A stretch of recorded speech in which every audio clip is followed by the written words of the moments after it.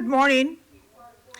Good morning, everyone. Commissioners, Chief McDonald, Executive Director Django Sibley, Madam Secretary, Inspector General Matthew Barragan, Mr. City Attorney Carlos de la Guerra, and members of the public. Today is Tuesday, January 27th, 2026. It is 9:30 in the morning. This is a regular meeting of the Los Angeles Board of Police Commissioners. Madam Secretary, please call the roll. Good morning. Please let the record reflect that Commissioners Sanchez Gordon, Shields, Garcia, Scobin, Tabor are present, and we have a quorum. Madam President. Thank you. We welcome everyone attending this morning. All public comment will be heard during item 2 on the agenda. Members of the public will have 1 minute per item agenda for a maximum of 2 minutes total.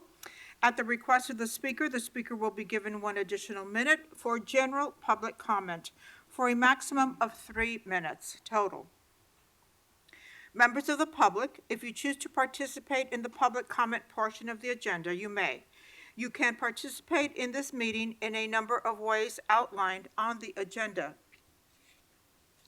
Members of the public who participate in public comment are reminded that they can speak on any item on the agenda or a matter within the jurisdiction of the Board of Police Commissioners.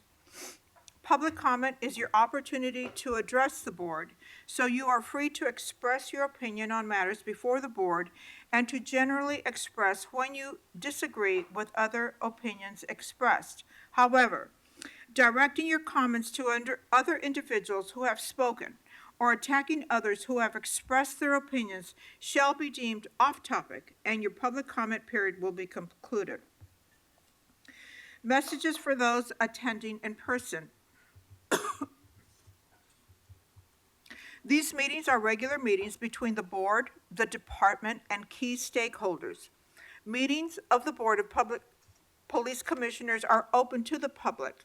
The state's Ralph M. Brown Act affords the public the opportunity to be present at the meetings, hear the presentations, and dialogue in real time, and provide feedback via the public comment period. During these meetings, there is a need for the board to carry out the public business expeditiously without delays or disruptions.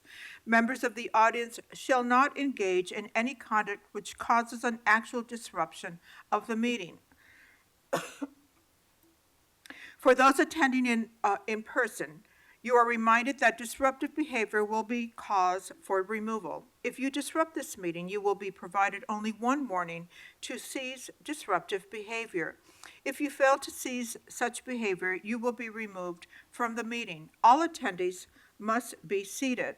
Failure to follow this rule will result in a warning or a removal from the meeting. Before we move on to item number 1, I would like to welcome our newest commissioner, Dr. Daniel Tabor, to the board. Dr. Tabor has a lifetime of community and civic work, and we are lucky to have him here with us.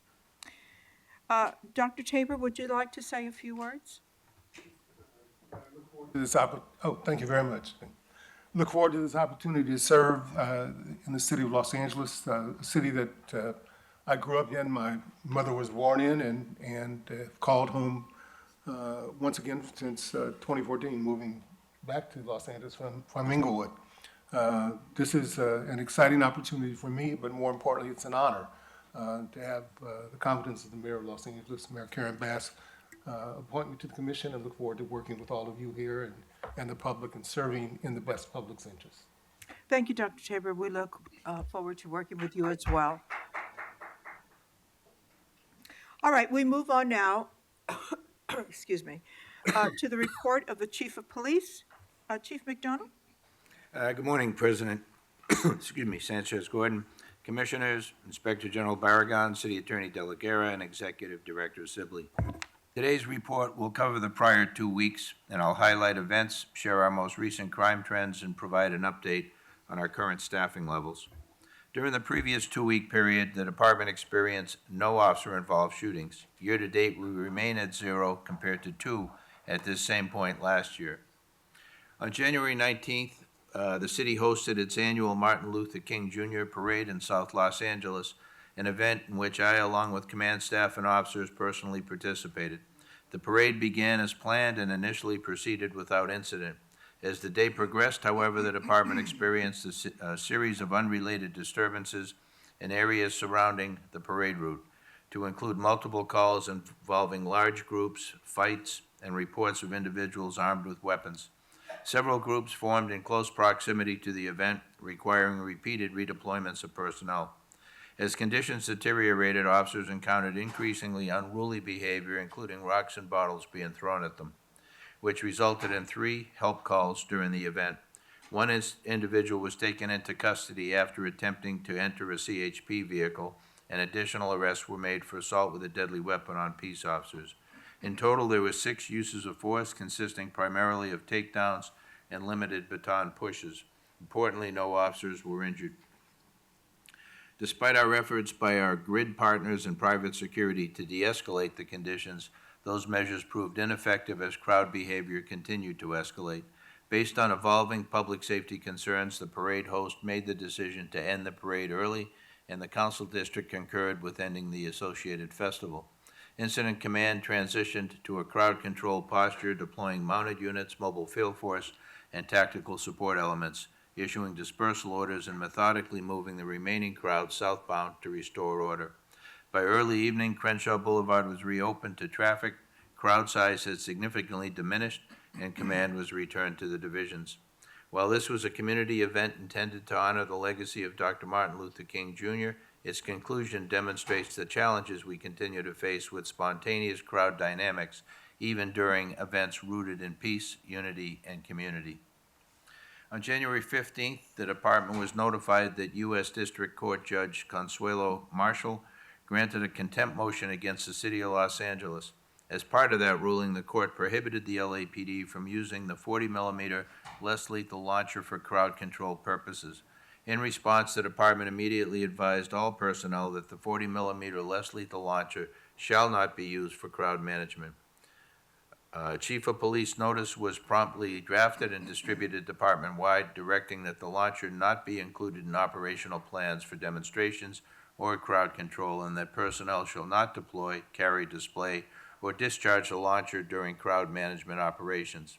Personnel remain permitted to carry the launcher in their vehicle for enforcement activities unrelated to crowd control. Since the court's injunction, the department has managed multiple demonstrations throughout the city. On Sunday, January 18th, we prepared for a large permitted demonstration titled Solidarity with the People of Iran, which drew approximately 6,000 participants and remained peaceful throughout the day. A secondary demonstration related to ICE also occurred and remained peaceful.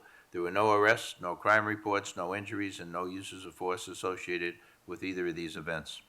This past weekend, the city again experienced multiple demonstrations across several locations, and while the majority of these gatherings remained peaceful and without incident, as evening approached on Saturday, January 24th, demonstrators at the Federal Detention Center engaged in acts of vandalism, including damage to the security booth windows. A dispersal order was issued and individuals were cleared from the area. There were no arrests at the time, no uses of force, and no injuries. Follow-up investigations are underway to identify those responsible for vandalism. On Sunday, January 25th, additional demonstrations related to ICE operations were identified throughout the city. These events remained peaceful, and again, no reported issues. We continue to closely monitor developments occurring in Minnesota and assess any potential impacts to Los Angeles while maintaining readiness to ensure public safety and support lawful First Amendment activity. On January 21st, we appeared before City Council to discuss funding solutions that would allow the department to continue hiring through the remainder of the fiscal year. The department was initially authorized by the city to hire 240 officers for fiscal year 2025 and 26, all of whom were hired between June and December of 2025. In December, the city authorized up to an additional 40 officers for the January Academy class, with the understanding that the department would return to council if funding could be identified to support further hiring. Through identified cost savings within our existing budget, We subsequently received authorization to hire an additional 130 officers through June of 2026. This increased our total authorized hiring from 240 to 410 officers for the fiscal year. While concerns remain regarding long-term funding to sustain salaries for these additional positions, this expanded hiring authority represents progress as we work to strengthen staffing levels in preparation for hosting major international events in the coming years. Although we're projected to lose approximately 553 officers to attrition this fiscal year, hiring 410 officers significantly improves our staffing outlook compared to the original authorization. I'd like to provide a brief overview of the department's involvement in the arrest of Ryan Wedding. Since July of 2023, the Los Angeles Police Department's Gang and Narcotics Division, working through the Violent Transnational Organized Crime Task Force, has been investigating the Wedding drug trafficking organization. The primary target of this investigation was Ryan Wedding, a former Canadian Olympian who became the leader of an extremely violent global drug trafficking enterprise. The organization was responsible for moving approximately 60 tons of cocaine annually from Mexico into the Los Angeles area, with further distribution throughout the United States and Canada. During the course of the investigation, the task force seized approximately 2,300 kilograms of cocaine, 44 kilograms of methamphetamine, and 44 kilograms of fentanyl, as well as more than $4 million in cryptocurrency, 8 firearms, including assault rifles. Additional cryptocurrency and physical assets continue to be identified and seized as the investigation progresses. In October of 2024, Wedding was federally indicted on charges related to narcotic trafficking and murder. Following the indictment, he evaded capture and was believed to be hiding in Mexico. From October 2024 through January 2026, extensive investigative efforts were taken to locate and apprehend him, including the seizure of high-value assets such as a Mercedes vehicle and high-end racing motorcycles with a combined estimated value of approximately $55 million or $50 million. On January 23rd, Wedding was arrested and extradited from Mexico City to Los Angeles. The investigation remains ongoing with a continued focus on identifying all homicide victims connected to the Wedding organization. This work is being conducted jointly with our federal and international law enforcement partners, including the Federal Bureau of Investigation, the Drug Enforcement Administration, U.S. Customs and Border Protection, and the Royal Canadian Mounted Police. As of today's crime data is based on offense counts through January 24th of this year. Overall, we're seeing continued progress in reducing crime citywide. Compared to this time last year, combined violent and property crime is down 18.3%, representing 1,370 fewer reported crimes.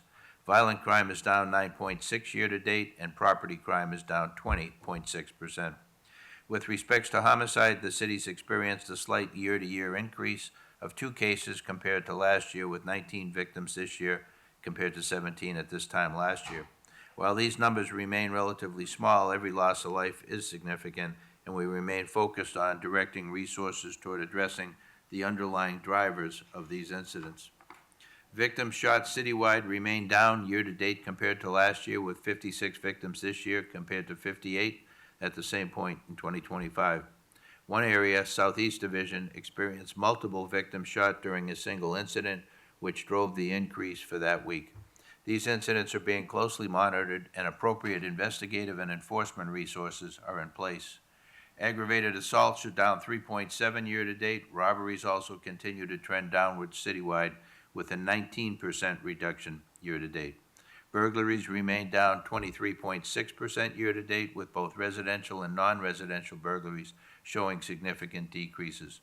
Motor vehicle theft continues to show some of the strongest reductions, down 27.2% year-to-date, which equates to 392 fewer reported crimes.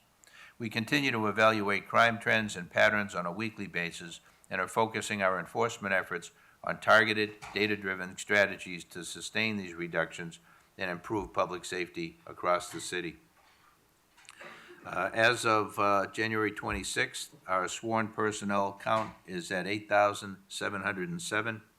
Our civilian professional staffing stands at 2,502, and we have 339 reserve officers.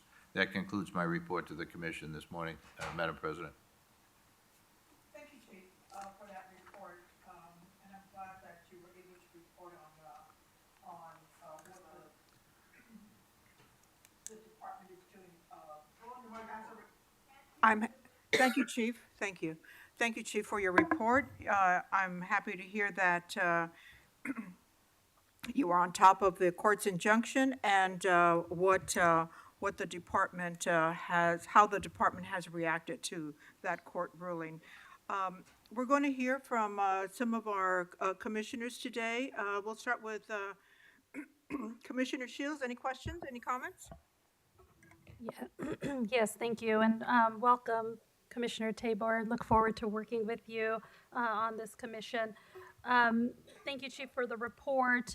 With regards to Judge Marshall's order, and it's good that the notice went out to all law enforcement and you took immediate action.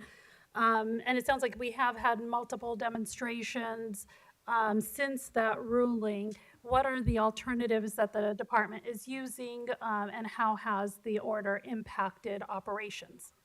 Yeah, thank you. We did have several demonstrations since that order came out. They have been primarily peaceful, thankfully. We have had some where use of force was very minimal. The 40 millimeter launcher is a target-specific tool for us to be able to use both on a day-to-day operational presence with somebody with an edged weapon, for example, a stick, a pole, a pipe, to be able to get standoff distance and to be able to avoid escalating to a deadly force scenario. In a crowd management, crowd control situation, they're deployed for those that are aggressive or combative and assaultive toward officers or other in the environment. So it is one less tool we have in our toolbox to be able to deal with officers or others being assaulted in an effort to be able to avoid escalating further. We do have other tools that we use. We're still able to use the 37 millimeter, which is a skip round that are fired. 5 projectiles come out, foam, soft foam rubber. And then we also have, we're looking at pepper ball, we're looking at other options to be able to use. We have the FN 303. So we have some alternatives, but certainly the absence of the 40 millimeter we feel is detrimental to our ability to be able to do the job as well as it can be done. It's a tool we would seek to get restored.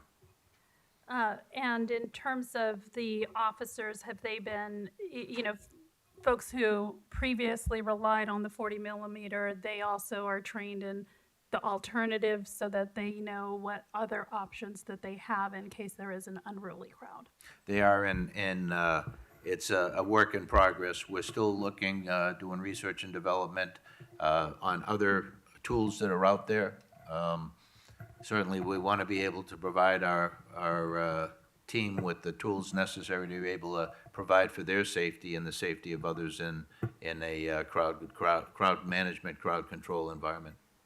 Thank you. And with regards to the additional hiring that you have authority to do, have you still had some of the same challenges in the past of actually getting recruits through the system or applicants through the system, or has that been improved? And I noticed that other departments like CHP and others sometimes outsource their background checks to help speed up the process. Have we looked at that in any way?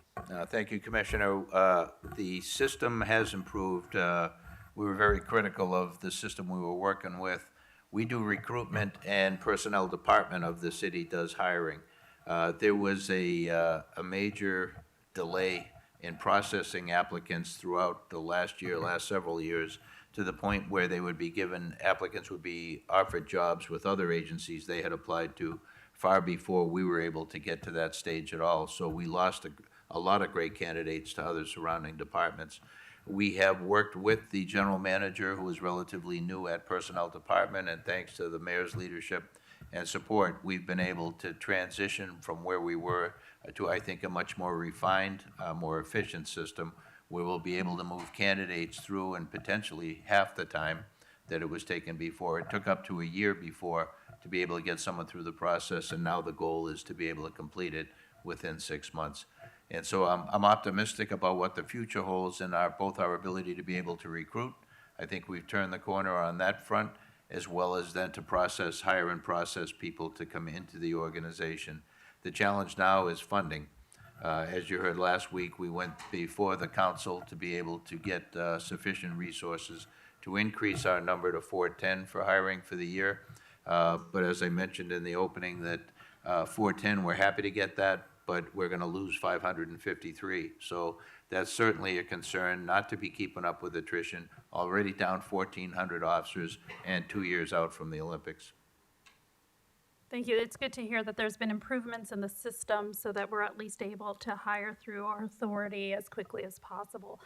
You mentioned kind of, closely monitoring what's happening in Minnesota, and as we see more federal agents involved in shootings in various cities, can you explain just the role of local police when that happens? Like, what can you do and what can't you do? What investigative authority do you have, or who's in charge of that situation?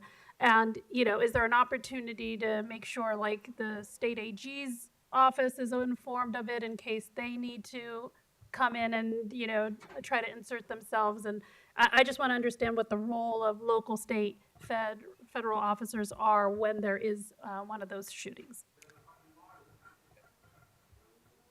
We respond to the shooting, we safeguard the scene, we preserve the scene for evidence, make sure that anybody who needs to be transported for medical attention is given that opportunity.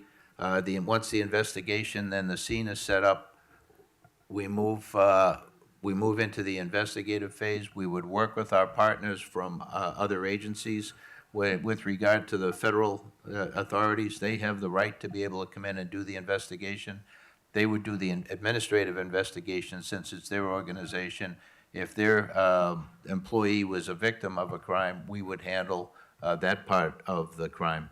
Our role, robbery homicide, would roll out there and certainly handle it from the city side perspective. At the end of the day, if the federal authorities were desirous of taking over the investigation, I believe that, and we'd have to get the city attorney to weigh in on this, but my understanding is they have the right to do that. Thank you, Chief. Thanks. Thank you, Madam President. Thank you, Commissioner Shields. We'll move now to Commissioner Garcia. Good morning, welcome. Morning, Commissioner. Welcome, Commissioner Tabor. Look forward to working with you and getting to know you. Chief, quick follow-up on the hiring. So the department's looking at hiring 410 officers while 500 plus are retiring. Do we have a sense of how quick in the year we'll be hiring and how quick in the year those officers will be retiring? I'm sorry, I didn't catch the last part of that. When do we foresee the retirement? So in other words, are Okay. we hiring as fast as they're retiring throughout the year, or are folks retiring mostly in Q1 and hiring is not going to take place till Q3? Great, thank you. The numbers of hiring people, how many be in each class is determined right before the class starts. In some cases, we'll have more in one month than we would have in another month, depending on processing, how many people drop out at the last minute, and how many then we're able to get through the academy or get into the academy. As far as people attriting out, generally we see the largest number in January. My understanding is that we were projected to lose 92 people in January, and the way that the system is configured for retirement, we anticipate greater numbers in the beginning of the year than we do later in the year. So we will take a bump or a hit in January more so than the rest of the year. We will hire as best we can in a steady fashion through the rest of the fiscal year. Okay, thank you, Chief. The persons that are standing back there, there's some seats up here. I'd like for you to be seated, please. Thank you. Thank you, that was it. Thank you. Thank you, Commissioner Garcia. Commissioner Scobin, questions, comments? Good Good morning and welcome, sir. Chief, I'm glad to hear that we're actively working to identify alternative tools that will replace the 40 millimeter when a single agitator threatens peaceful protesters, citizens, or officers, while the larger crowd remains nonviolent. As you'd mentioned, it's not for crowd control. Question, if you have any insight, do you foresee this loss of the 40 millimeter leading to another permanent legislative restriction? My hope is, and again, it's a city attorney probably question, as far as the ability to be able to appeal this finding. I know the city attorney would have to weigh our ability to be able to do that, go back before the judge or take it to another panel to be able to reevaluate the position on that. My hope is that there would be a reevaluation and we would restore our ability, like every other law enforcement agency pretty much in the nation, our ability to be able to use that tool. Taking it away from the Los Angeles Police Department hamstrings us in a way that I think could be detrimental to our officers' safety and public safety overall. So, yeah, my hope is that we move forward on that. Okay, great. And I too share in your sentiments. I had the privilege of walking the MLK parade. Other than the stabbing incident, are there any other incidents that are currently under review from that day? There were assaults, a couple of assaults on officers and assaults on others. I am not sure where the investigation is relative to those, but incident reports were taken where appropriate, and then follow-up would be done by Southwest detectives. Thank you. Sure. Thank you, Commissioner Scobin. Dr. Tabor, do you have any questions, any comments for the chief? Just a follow-on question both to the less lethal process. Are we, since we're under the legal provision, what is then the next step in the training of officers using other methods of less lethal? Thank you, yeah. Yeah, we have ongoing training. We have a cadre of Metropolitan Division officers who provide crowd management, crowd control training, which includes the deployment of less lethal munitions. So that's an ongoing process. Our folks that are trained up in not only the 40, but other alternatives to use as well. And other people who are about to go through that training, the moratorium on the 40 would certainly be addressed in that, as well as alternative solutions. Okay.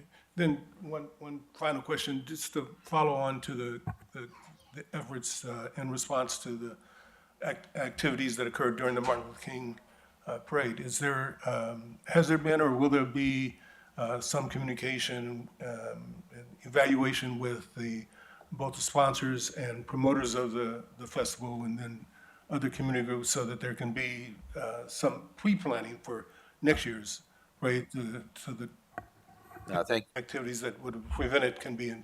Gotcha. Thank you for that, Commissioner. Yeah, there were ongoing communication with the parade organizers, the council member in the area, and then others, sponsors of the event as well, as to the decisions made that day to stop the event, the parade early, and as well as the festival to shut that down out of an abundance of caution for the safety of everybody there. And so this relationship is one where there will be continued dialogue, and we're always looking to make an event safer the next time based on what we found this time.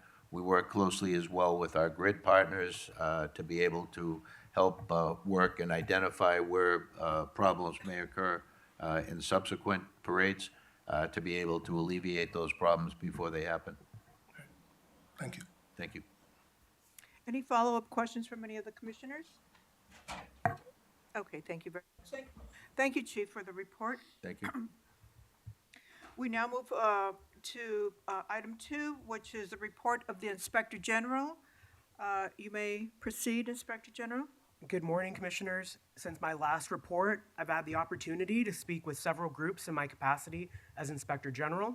I attended meetings of the Rampart and Hollenbeck Area Community Policing Advisory Boards, where I discussed the role and responsibilities of the Office of the Inspector General.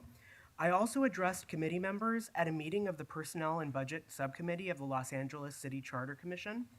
My comments focused on how the OIG continues to provide the Commission with information and analysis regarding the conduct and performance of the Los Angeles Police Department, and how we engage with community members regarding their concerns and expectations for civilian oversight.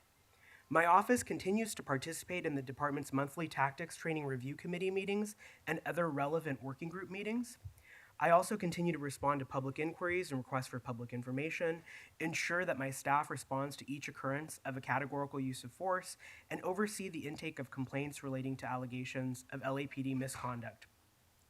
OIG staff have continued to respond to use of force incidents to monitor and oversee the department's investigations from the outset. Staff also meet regularly with detectives to discuss cases throughout the course of these investigations. The OIG's use of force, complaint, and audit sections continue to receive updates from the department's internal ICE protest task force. The Force Investigation Division has completed investigations into 4 uses of force during the protests that were determined to meet the department's categorical use of force criteria. The OIG will begin reviewing these investigations as cases move through the department's internal administrative review process.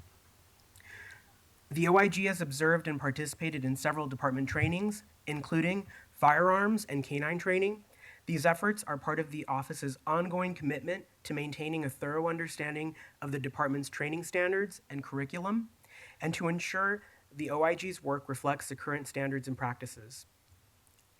The use of force section has also been attending and observing various intermediate use of force trainings and recruit instruction as part of the broader project examining the department's training, policies, and procedures related to de-escalation and intermediate force options.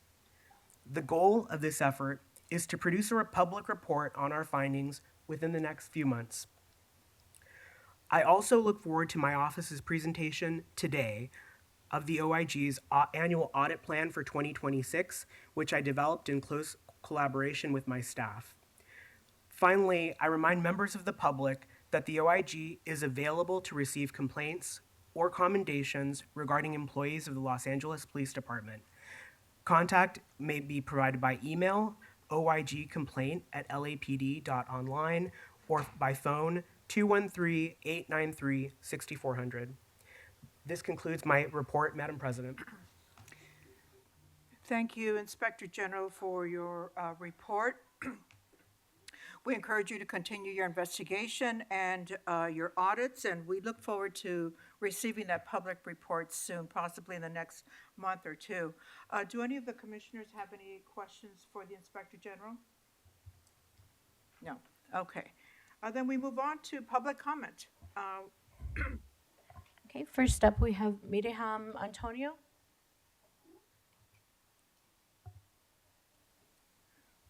Repeat that name, please. Oh, thank you.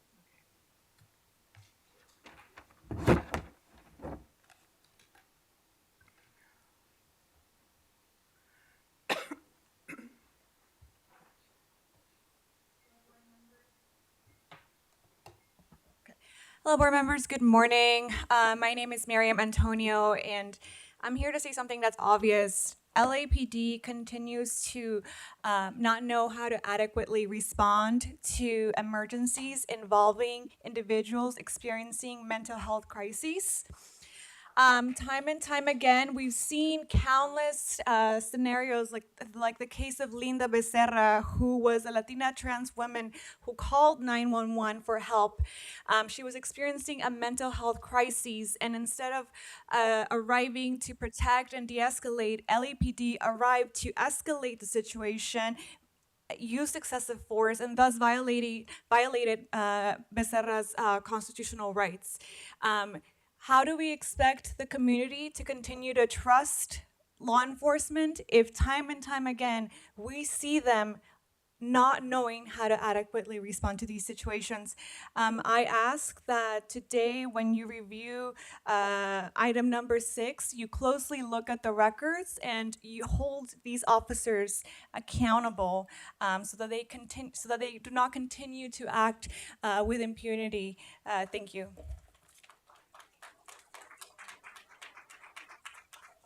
Next on Zoom, we have Philip. Wow, a full house. All items, please. Okay, 3 minutes.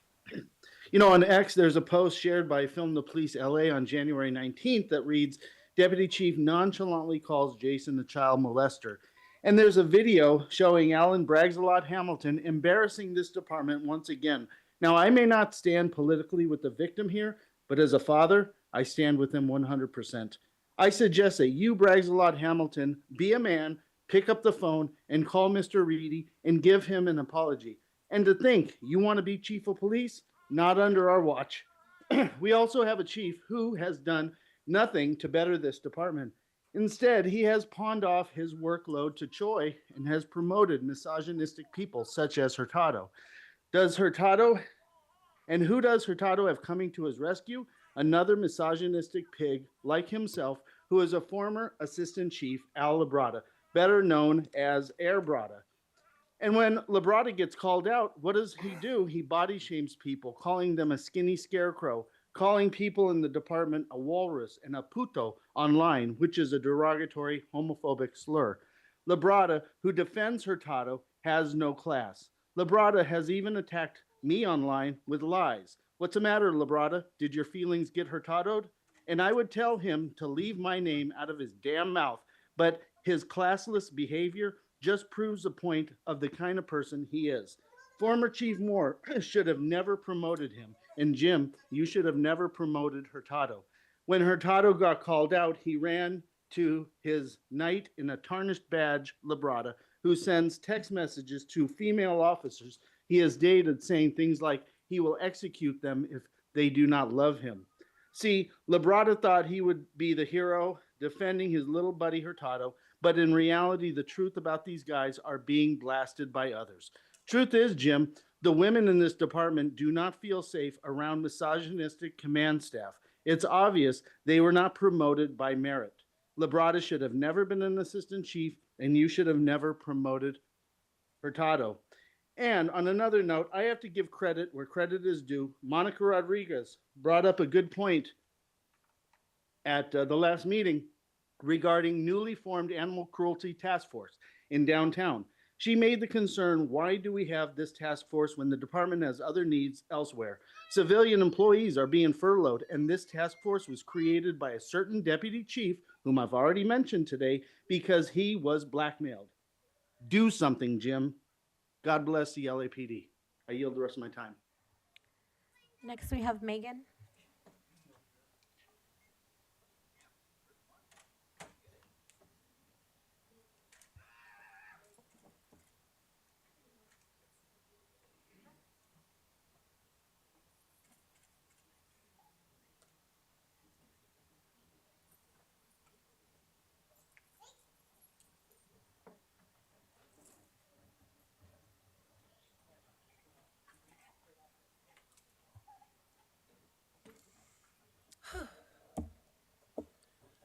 Back again, another week. My name is Janae Tyler, and I'm the cousin of Keith Porter Jr. I'm here again because even since the last time we've been here, there's been no progress with the investigation. There have been no answers given to the attorney or to us as his family. We need answers, we need an arrest, and we need a prosecution.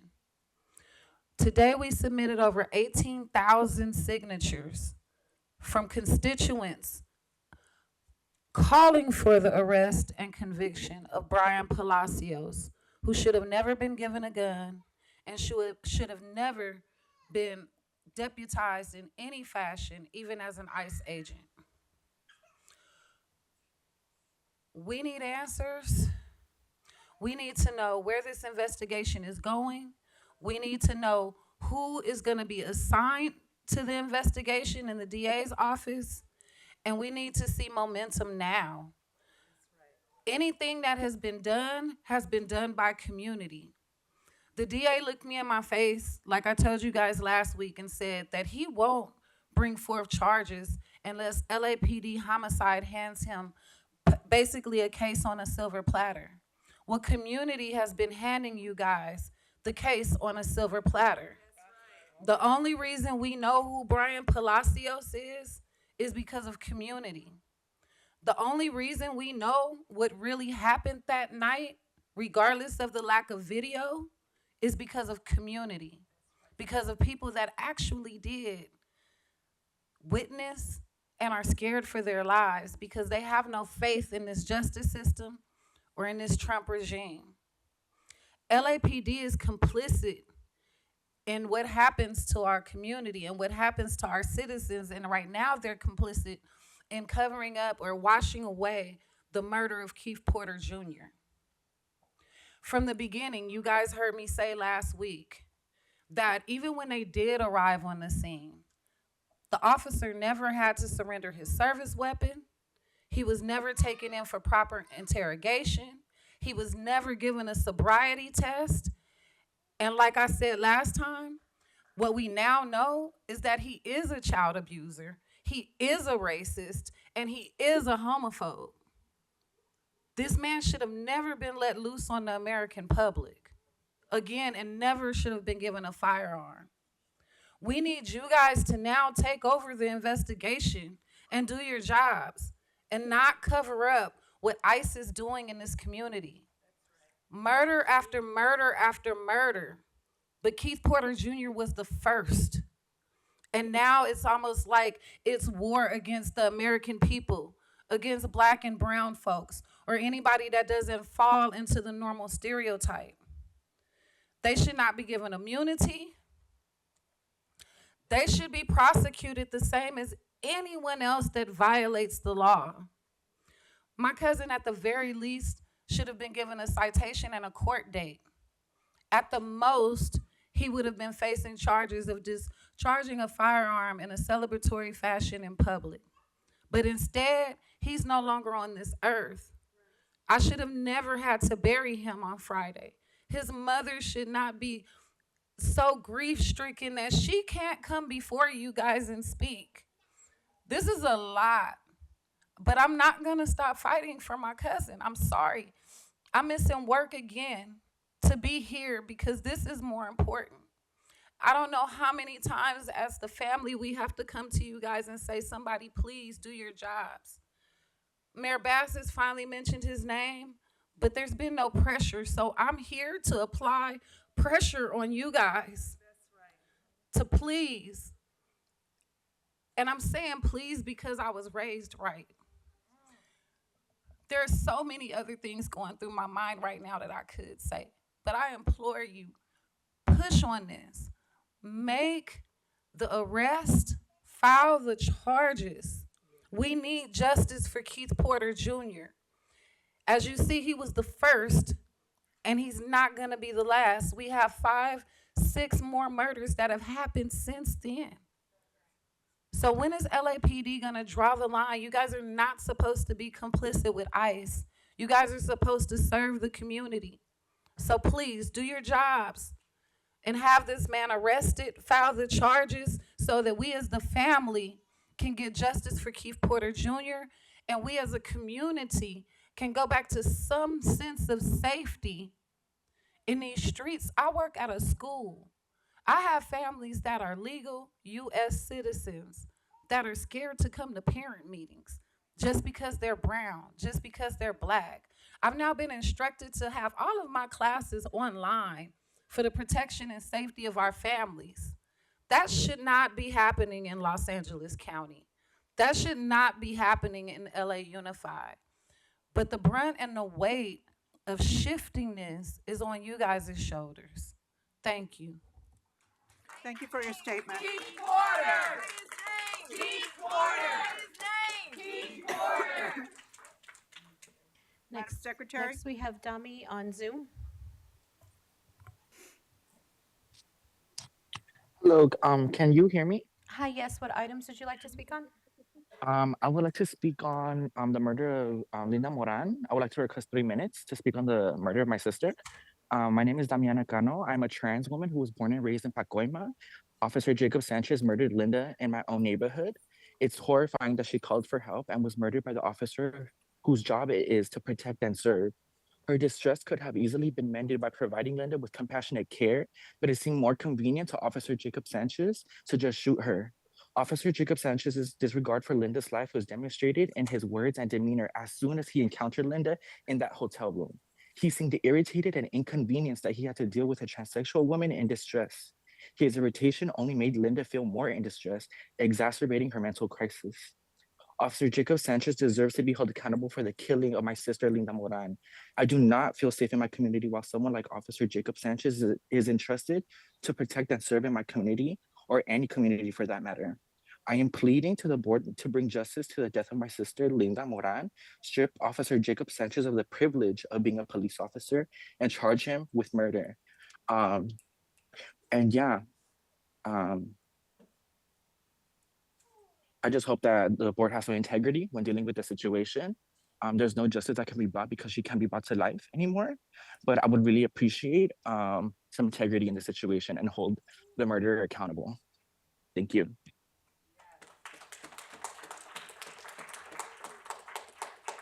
Andrew Gravener.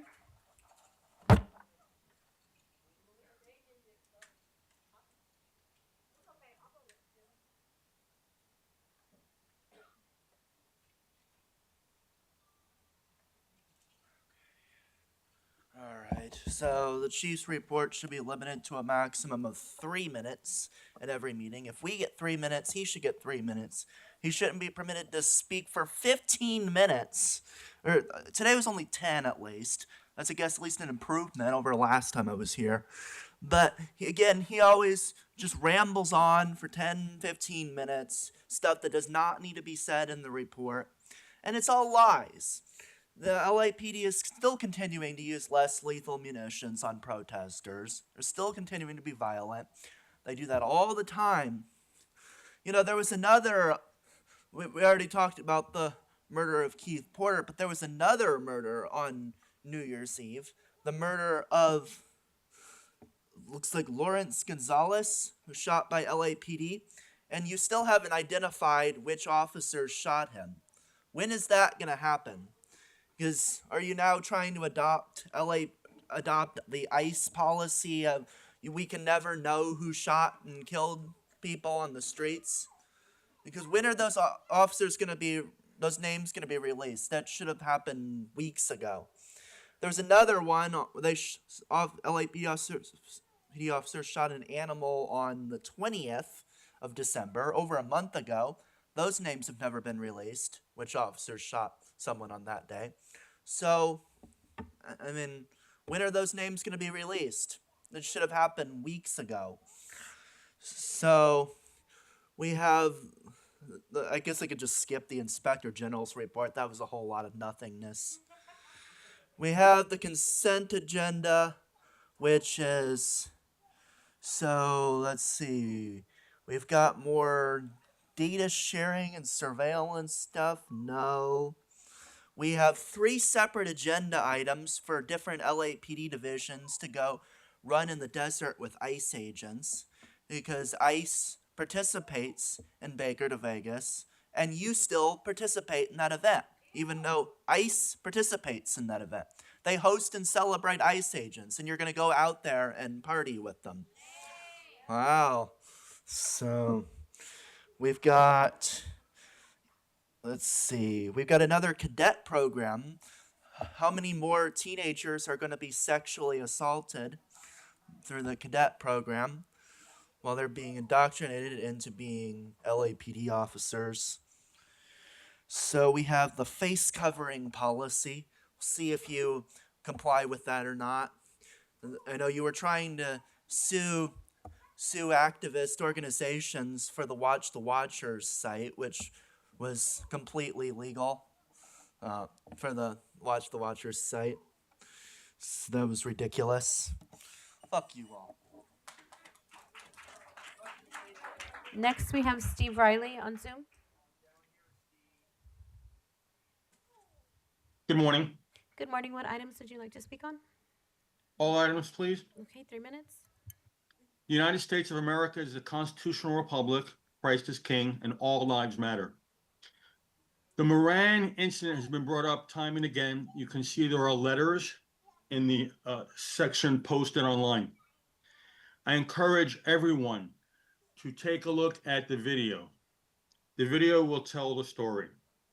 The situation has been mischaracterized, and it's unfair. We need an objective analysis done through investigation, not a mob trying to pressure a political resolution and decision. In those form letters, you will see a sentence that is inaccurate. And it's clear that people didn't even read their own letters, just posting names. There are about 20 letters. That is not community. That is mob that doesn't even bother to read their own letters. And the sentence that I'm referring to is they want to remind the commission that they have blood on their hands using the wrong word. Look at it yourselves. Chief, great report. Welcome to new police commissioner. God bless the LAPD and God save Los Angeles. Thank you. Next, we have Tran Son Ha.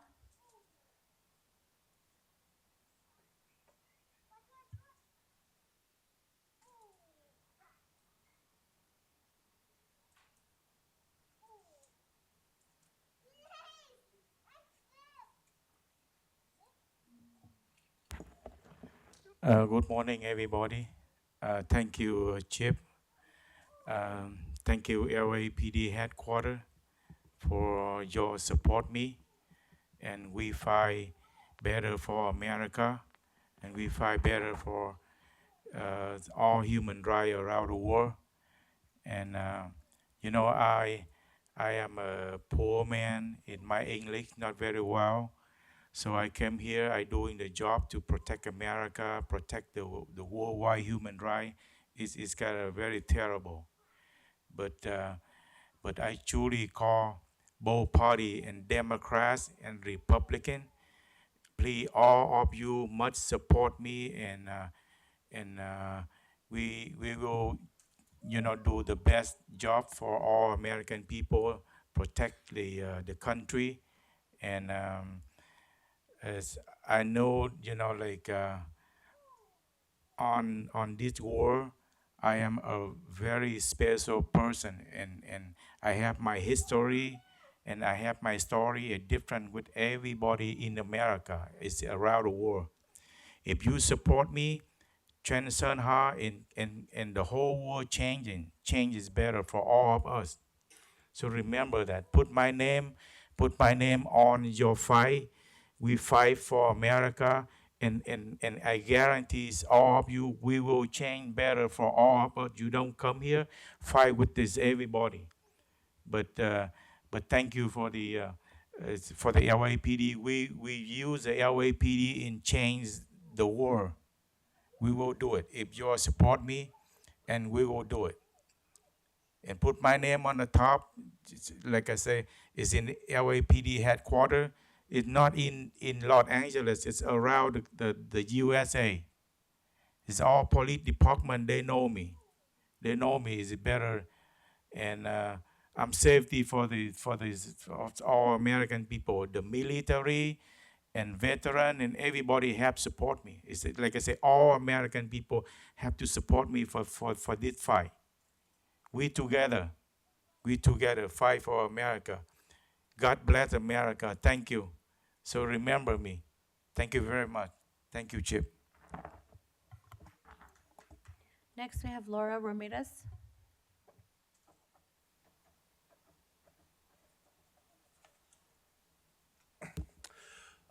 Good morning. So first, I heard one of the chiefs report that the LAPD are no longer allowed to use the projectile anymore.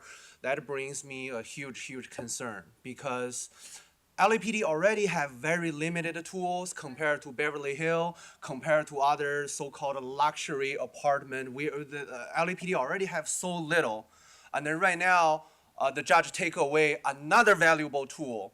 And then on the other hand, when you see the protesters have all sort of different water bottles, rocks, throwing chairs, and then a baseball bat, and all those kind of things. And then so I just feel this is a very problematic, and then I feel Chief, these issues will give you a headache for your next 5-year term or whatever. This is a really, really bad. Second of all, Chief, is that I want to report that I witnessed a crime on one of the intersections. The Uber driver was driving 2 passenger, and then the passenger get out. 2 passenger obviously drunk, so they were on the side of the street. They were holding the door. They refused to close the door. They refused to allow the Uber driver to leave the scene. And then the Uber driver called the 911. I was happening to waiting at the bus stop, so I was actually witnessed the whole conversation about that 911 call. So the Uber driver continue saying, please get an officer responding. I'm not able to leave because if I leave, I will be running them over. And then the 911 continue saying, sir, are you seriously injured? Are you harmed? Or are those 2 suspects have a weapon or whatever? And then they say no. And then, okay, sir, we're gonna transfer you to non-emergency line. And then until my bus came, which is 20 minutes later, that Uber driver still waiting for so-called non-emergency line. And then, Chief, I find that very problematic. Why? Because we do not know what's in the backpack of that 2 suspects who refused to allow the Uber driver know. So what happens if they take off a gun, a pistol, some sort of a semi-automatic? We never know. But just because on the visual evaluation of the Uber driver saying, I cannot see any weapon, so there's no weapon, I assume there's no weapon, and then the 911 operator just assume there's no violence, so no officer needed, and then non-emergency, I feel that is very, very, very bad. So it's really concerning in the future because the next time, what happens if another person who's seeing you have no weapon and then while waiting for the non-emergency, someone pull off a machete out of nowhere, and then I believe that is a hope that. Next, we have Adrian Gonzalez.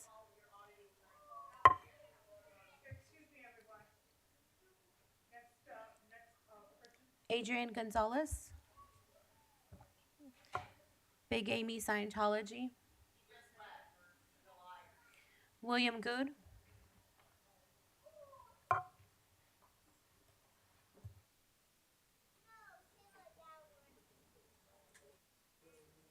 Good morning. So Jim, you lied again. Commissioner Scobin asked you at the MLK parade, were there any other incidents that happened? Yes, there were. Your deputy chief called a community member a child molester multiple times, said he knew his past, knew everything about him, said at a public event. Those are the types of things, those allegations can get somebody fucking killed. And he thought it was funny. You're aware of it, but of course you do nothing about it. Actually, it's more worse than that. You actually created this situation. Because that same guy, Jason Reedy, he was targeted in the past by an SLO who called him a wife beater. Filed a complaint on that. You said there was no misconduct. Lying on a community member, calling them a wife beater is not misconduct. Are you fucking kidding me? That's disgusting. Shame on you. I got to tell you something else. You guys are talking about the things that are going on with ICE in Minneapolis and with shootings. And you guys are just like overlooking what's happening right here with this police force, with immigrants and shootings. You guys have it on the agenda today.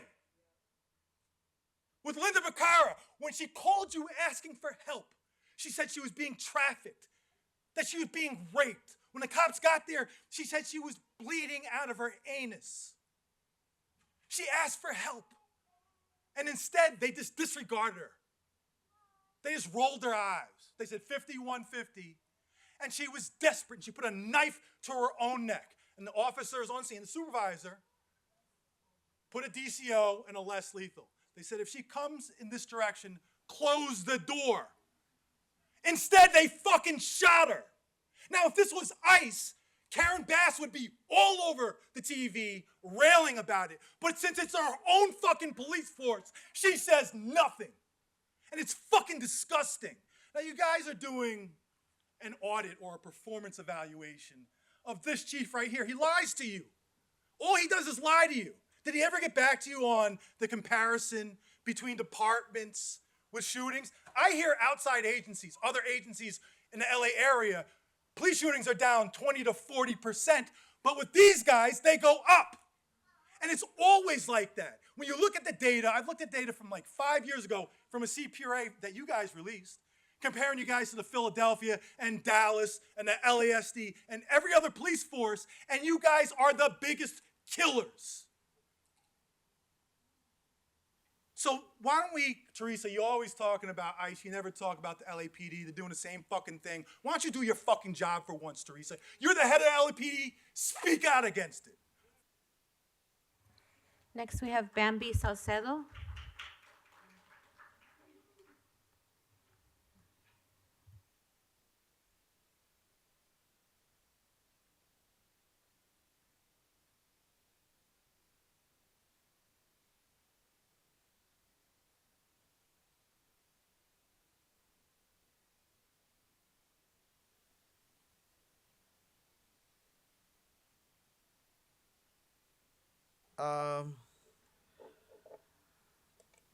Good morning, and thank you so much for the opportunity to be here in community. I want to specifically talk about the life of Linda Becerra Moran, who was brutally murdered by one of your officers.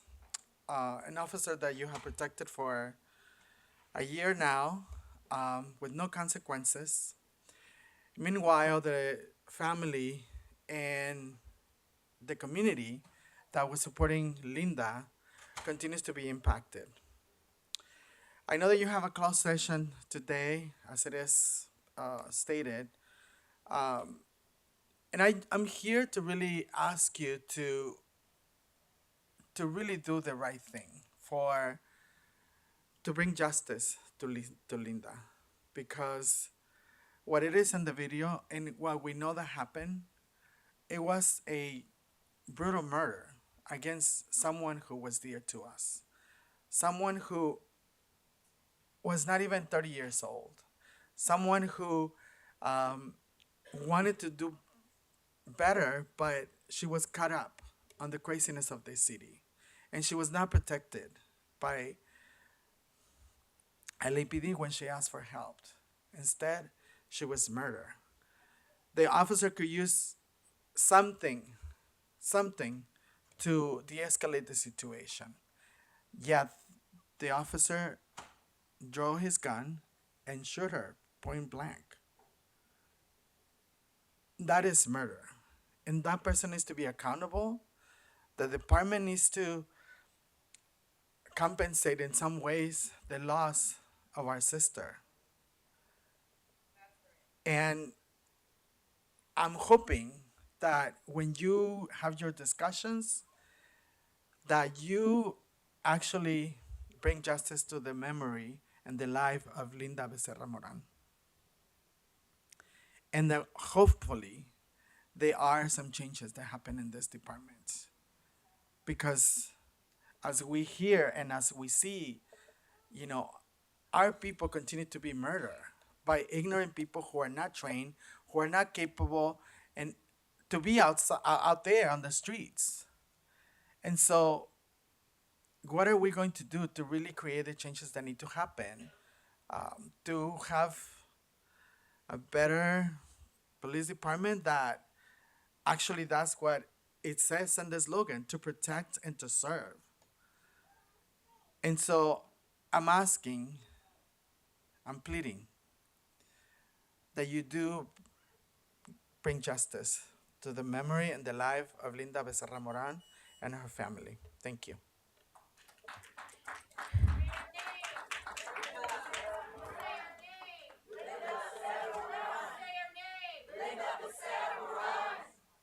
Next, we have Patricia Mendoza.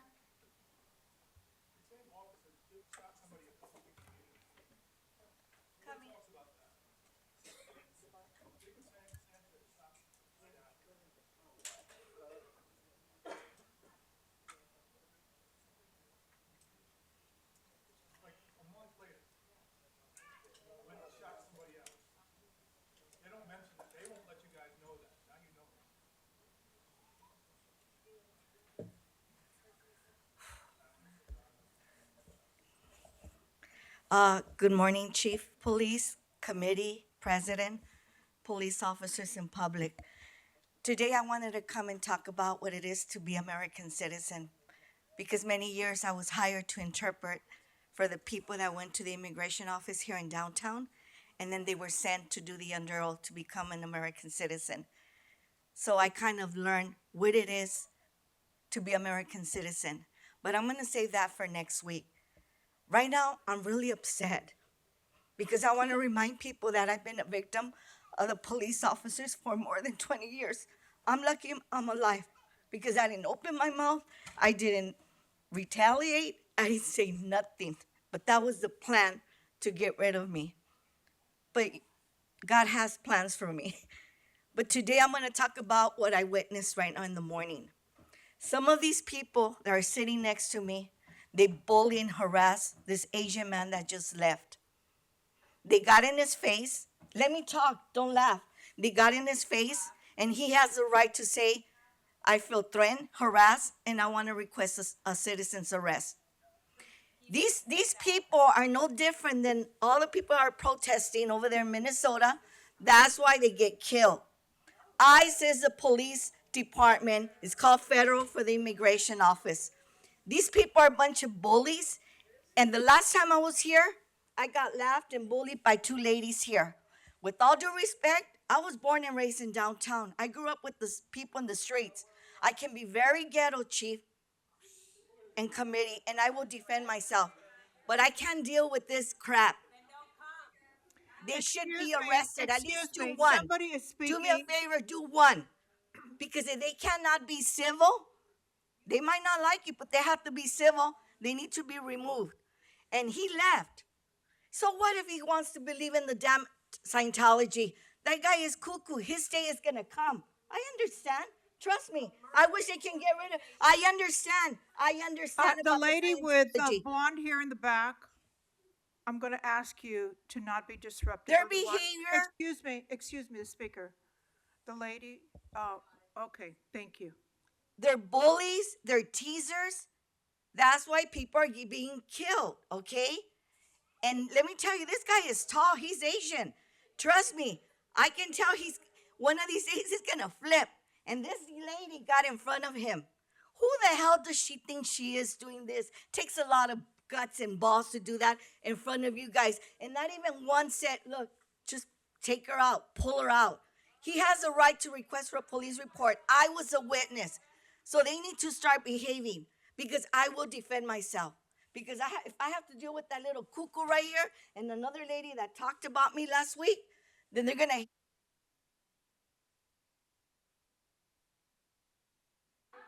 Thank you. Next, we have Jonathan Foster.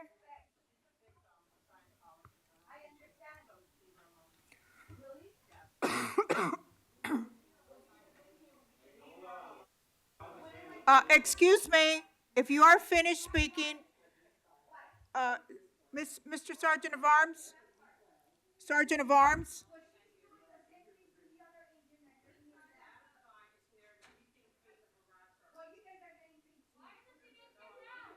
Sergeant of Arms, would you please escort the lady out?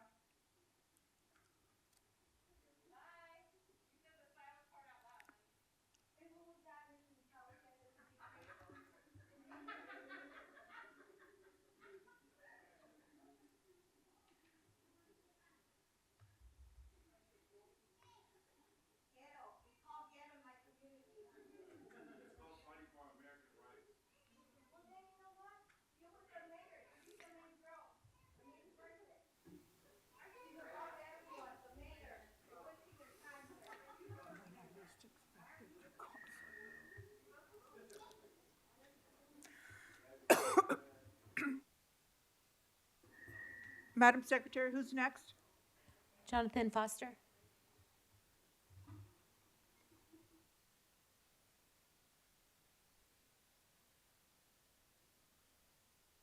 Is this working? Hi, I'm Jonathan Foster. I support the police, 98% excellent service. It's 2% that's gross, and it's got a lot of gross, really gross stuff. I want to say they in Israel did find the last hostage, but Jesus, the master, said, not the Jew, not the Greek or the Gentile. Yep. So there was no OIS. That's good. By the way, we're missing 9 more black people. Yep, missing 9 more black people. I think before every officer goes out, they need to do an hour of simulation before they get into the car. Yep, an hour. There also needs to be a class for students on resisting arrest or what happens when you get pulled over. There's a lot of confusion. People end up dead. And I really thought it was stinky. 3 college students were stopped for no license plate. They were on a vacation from one of the Carolinas, and they towed their car. I thought that was outrageous. So I wanted to say this one too on a recording if I can. Chief McDonald. I said McDonald, and it's actually McDonald, so I apologize for the D. And so I wanted to go and talk about this one. Trying to terrorize a particular community. So the mere reporting it may or may not be a crime because we often have First Amendment concerns. But the fact that it's reported allows us to accumulate the data, and data drives policy and resource. So that was June 6, 2023. There were 2 commissioners that were here. The 3 of you were not. And that was Abrams from the ADL. But they were talking about collecting data, whether or not there was a crime. They were going to collect data and move policy and resources. But a crime had not been committed. And this is the same thing the LAPD does. This is the same thing that's happening with ICE and Preddy. I'm very sorry what happened to Keith Porter. I can't see a video or anything like this, but it's pretty common, wide knowledge. Can't shoot off a gun on New Year's. But I don't think you can't. I know all that stuff. Yeah, but I did not. Yeah, I agree with the justice part. I believe from what I've heard, the officer needs to be arrested. Yeah, but there is no shooting guns on New Year's. I better not hear about it next year. And I better not hear about anybody white shooting a gun on New Year's ever. That's really kind of crazy. So, yeah, well, it doesn't matter. We're trying to end it. And I looked up the research, kills about 12 people a year. It hits people in the head, on the shoulder, and their feet. Some of them die, some of them get hurt. But the ICE officer, Jim, you need to arrest this person. Gina Viola.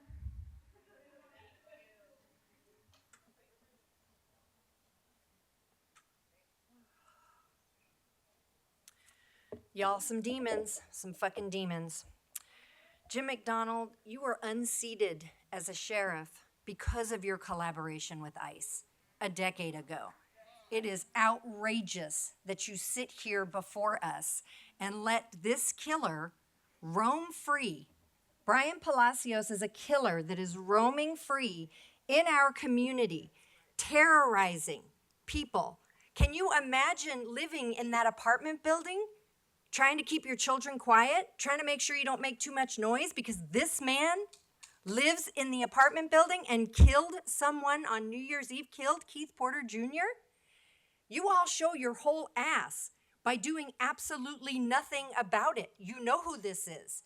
You know this man is dangerous. You can't even look at me anymore because you know. You are complicit in this murder. You are. Keith Porter Jr. would be alive today if it wasn't for the fact that you all get up here and normalize killings for Black and brown people in our community. That's what happens. You get people to think, well, what were they doing? Let me tell you something. I live in fucking Hollywood. There were guns going off all night long on New Year's Eve. And, you know, I think to myself sometimes, you know, with 8,000 officers out there, I mean, certainly they're going to catch somebody who's firing these weapons or, you know, setting off these fireworks. But somebody said something in city council this week I found very interesting. Of your more than 8,000 officers, there are only 1,000 out on the street at any time. I own a staffing fucking company. I do staffing for a living. That means most of your people are sitting on their ass doing nothing, getting paid. And yet you want more money to hire more officers. Somebody needs to look into that. If there's really only 1,000 people out on the beat, you guys need to do your fucking jobs. Do you understand this? This is theft of our community. And the reason black, brown, indigenous, trans folks keep getting killed in our community is to keep us all quiet. That is oppression. You are oppressing the public at large, leading them to believe that you need to take half the city's budget to do your job. And then you're not even doing your job. The community has shown you who killed Keith Porter Jr. And what have you done about it? For decades, we've been saying LAPD has no business responding to mental health calls. This is a small change you could make today. Linda Becerra Moran deserved care. Grishario Mack deserved care. Daniel Hernandez deserved care. I could go on and on for all of the folks who were having mental health crisis and LAPD was called and showed up and killed them. This has been happening for a century, for decades. And you know it, and you do nothing about it. So go to your closed session today and do the right thing, even though we know you'll fucking promote the officers who killed them. Next, we have Kash Patel.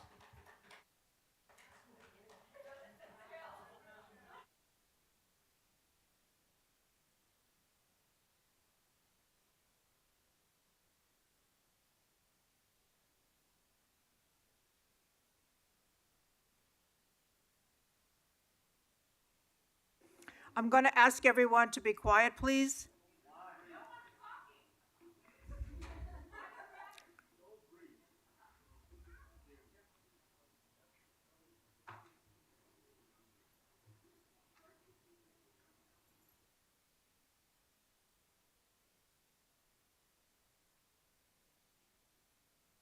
Test. Thank you. $6.8 million later, weaponizing against people of color with mental health. The discovery was the federal judge was right. This corruption, this insult to our society is a result of $6.8 million. How do you retaliate against one person who's an Army vet? You take him into custody, you violate his civil rights, his constitutional rights, and a federal judge rules that you fucked up. Am I not surprised? I've been doing this for 20 fucking years. Am I not surprised? When Jose Luis Huizar put me behind bars for the first time, where is the criminal now? In Lone Pop? What about Kern Price right now, up there in Division 42 on the 3rd floor? We're talking about his 2 wives and his ability to lie to us about why he should be paid CalPERS money to a woman that he's not married to, and then have 2 women that he's married to. Isn't that interesting? I find it interesting. But again, why Jimmy? Jimmy, you got to learn from what Alhambra did last night. They actually took your advice. They drove around with ICE and they did their job. Hey, good job, good thing. But the problem here, Jimmy, is that society is fucked up. It's not LAPD, it's not ICE, it's not Donald J. Trump, our hero, nor is it anyone else but ourselves. We keep motivating corruption. We are the promoters of corruption. And why do I say that? Let's take hypothetically what I mean by this. Some bitch from El Monte, name, what the fuck was his name? Anyways, this Hispanic detective from El Monte accused me of disruption.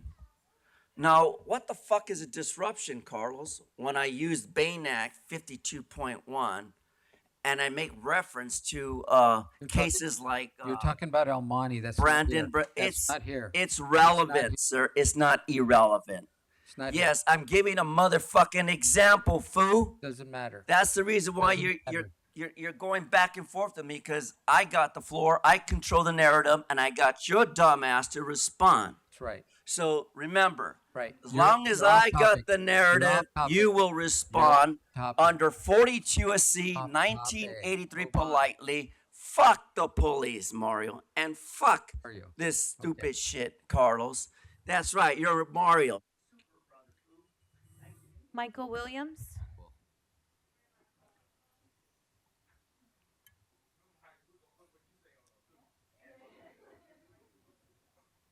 Baba, don't make me laugh before I get up here. I'm here to say the same thing and ask the same question I asked last week, the last time I was here. Why isn't Brian Palacios in handcuffs? Why? There's no reason. Unless y'all think that it's okay for someone who is off duty to shoot someone, to pull up on someone without notifying them who they are, with a gun, and then shoot them in front of their door. What kind of society do we live in where that's okay with y'all? You sit up here week after week, time after time, talking about ICE, but yet you're protecting it. And my comments are not to Jim McDonald, because we know Jim McDonald signed a bill with other sheriffs to not opposing the sanctuary bill here in California. We know that it's the only reason why ICE is not in our jails is because they voted this fool out. Because he refused to stop letting ICE go in jails and grab people to deport them. So I'm talking to y'all, because y'all have power as a commission. You're not a commission that doesn't have ability to do things. And you can fire this man, just like we fired him as sheriff. You can fire this man for colluding with ICE illegally, violating state law. Because have you, Attorney General, looked into if LAPD is continuing to give license plate reader information to ICE?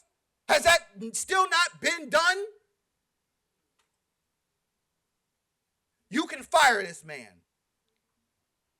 He is continuing to embarrass Los Angeles.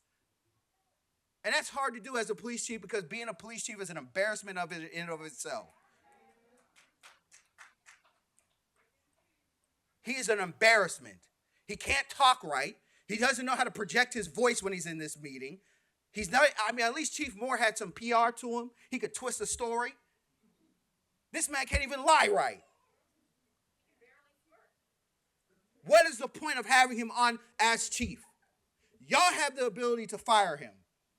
Y'all have the ability to fire him. And I believe that's the only way we're going to see Brian Palacios actually get thrown behind bars. Because this man loves ICE. He thinks ICE is great. He wants to continue to work with ICE. And if y'all really are about what you're saying, about protecting immigrant communities, about being about supporting the fight against ICE, about being against Trump, you should not have this man as your police chief. You should not have this man as police chief. But I know y'all won't do anything, because we know what y'all are about. We know that this is the most corrupt, the most brutal commission in Los Angeles. Madam President. Madam President, we're at 48 minutes. We're at 48 minutes and we have over 20 cards left. How would you like to proceed? We are at 48 minutes at public comment and we have over 20 cards. How would you like to proceed?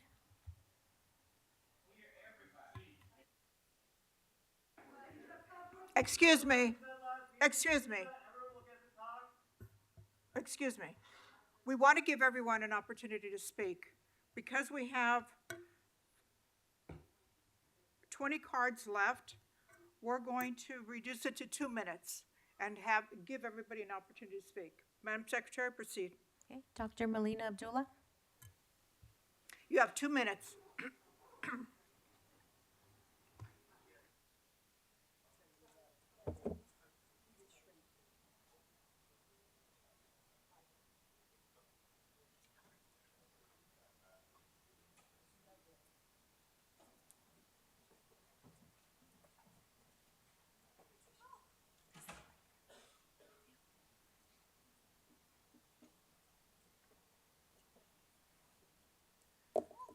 We're here to demand justice in the name of Keith Porter.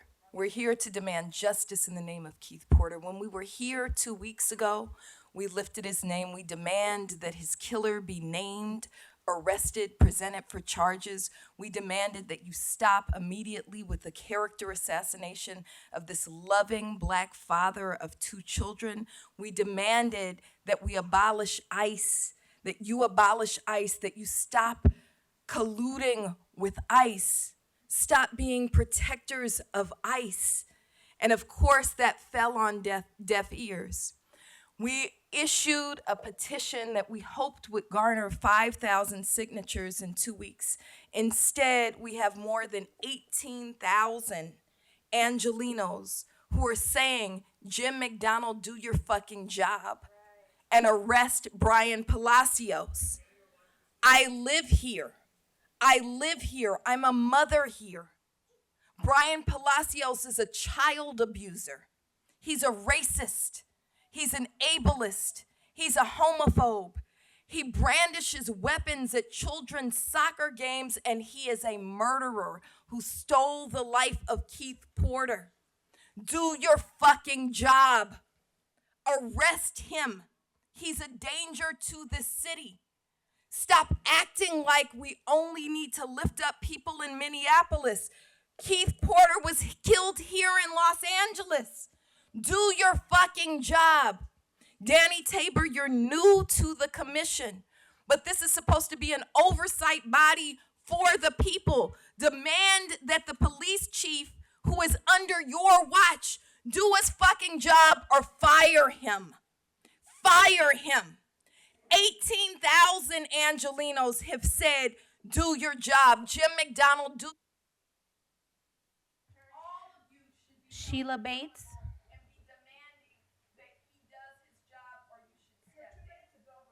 Please have a seat. Sheila Bates. Call the next person, please.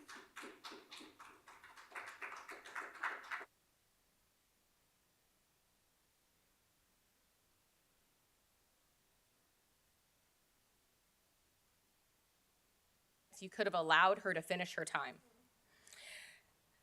As a reminder, this meeting should be more accessible to the public, including the fact that everybody in the room should be able to speak for the full 3 minutes, and that this meeting should be in community, and it should not be in the morning. It should be on the weekends and make it as accessible to the public as possible, and not in pig headquarters. The audacity of LAPD to show up at the King Parade is sick. King was arrested by the police over 40 times. He was beaten, harassed, stalked, and threatened by the police. That means the likes of you. He was against militarism. That includes the police. Y'all shouldn't have fucking been there in the first place. As a reminder, not that it means anything, but LA is supposed to be a sanctuary city. We all knew this was a farce, but it was made more clear by the appointment and confirmation of Chief Pig McDonald, who has collaborated with ICE. So of course you don't want to arrest Brian Palacios. Is he your friend? Did you talk to him last night?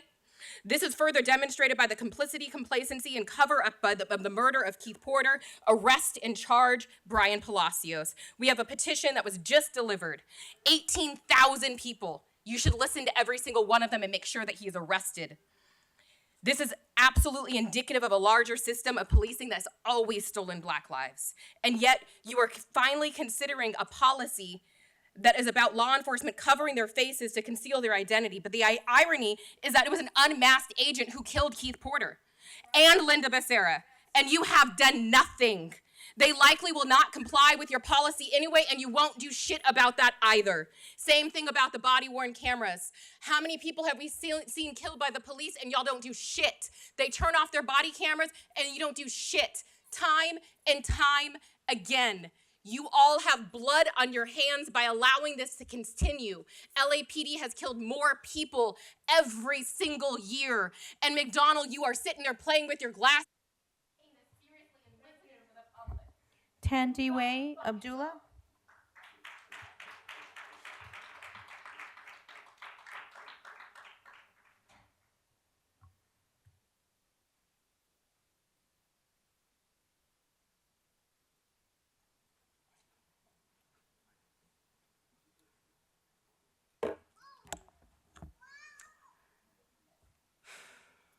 My name is Tandiwe. I've been fighting for my people since I was a small child. My first speech I gave, I was 2 years old. I'm 22 years old now. And y'all are still murderers. My whole life, y'all have always been murderers. I've been so intensely aware since I was a kid that Black youth have to live a different life, that I cannot call 911 when I'm in trouble because y'all might show up and shoot me and kill me, right? Imagine what that does to your nervous system. And what's even more egregious is that this is like a fucking DEI clan. Barragan, Sanchez, Rasha, and now you, like, y'all are all joining the sides of our oppressors, and you can't run. I don't know why you think that just having a cushy little job and being on that side will allow you to escape the souls of the people you've killed. Every single person is a universe. Every single person knows hundreds of people. What makes our lives worth less than your children? Huh? What makes Keith Porter's life worth less than yours? Barragan, imagine ICE starts showing up at where you live, right? Sanchez, your job will not protect you. So you have to choose a side now. We're not begging. We're telling you. It's that side, the side of the pig, or the side of the people. Your time is up. We're not begging. Don't get it wrong with these petitions. This is a warning. This is the first step in a larger battle. So y'all will be seeing us every week. It doesn't matter if you make it accessible.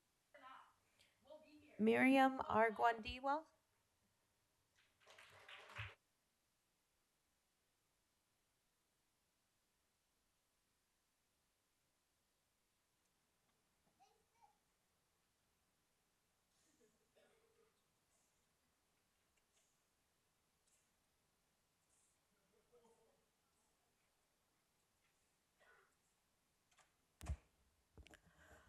Los Angeles, Chicago, New Orleans, Baltimore, New York.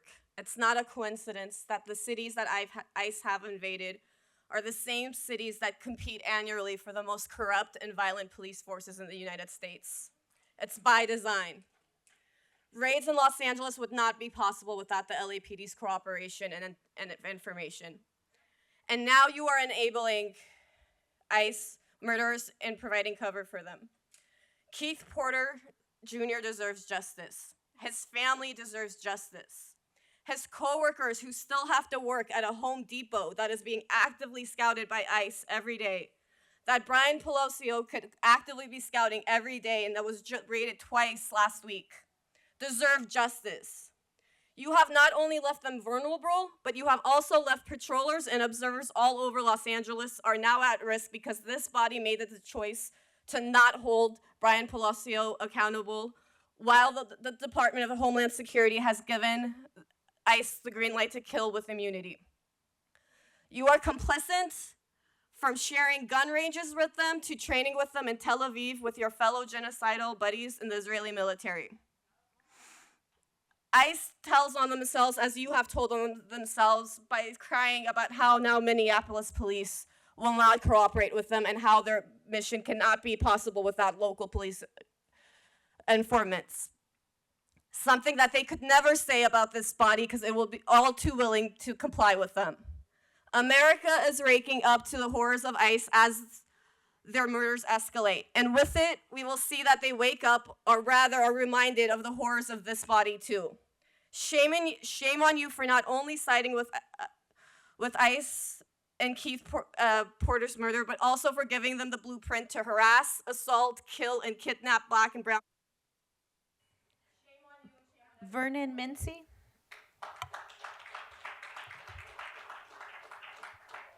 Is Vernon Mincy here? Okay. Jason Reedy.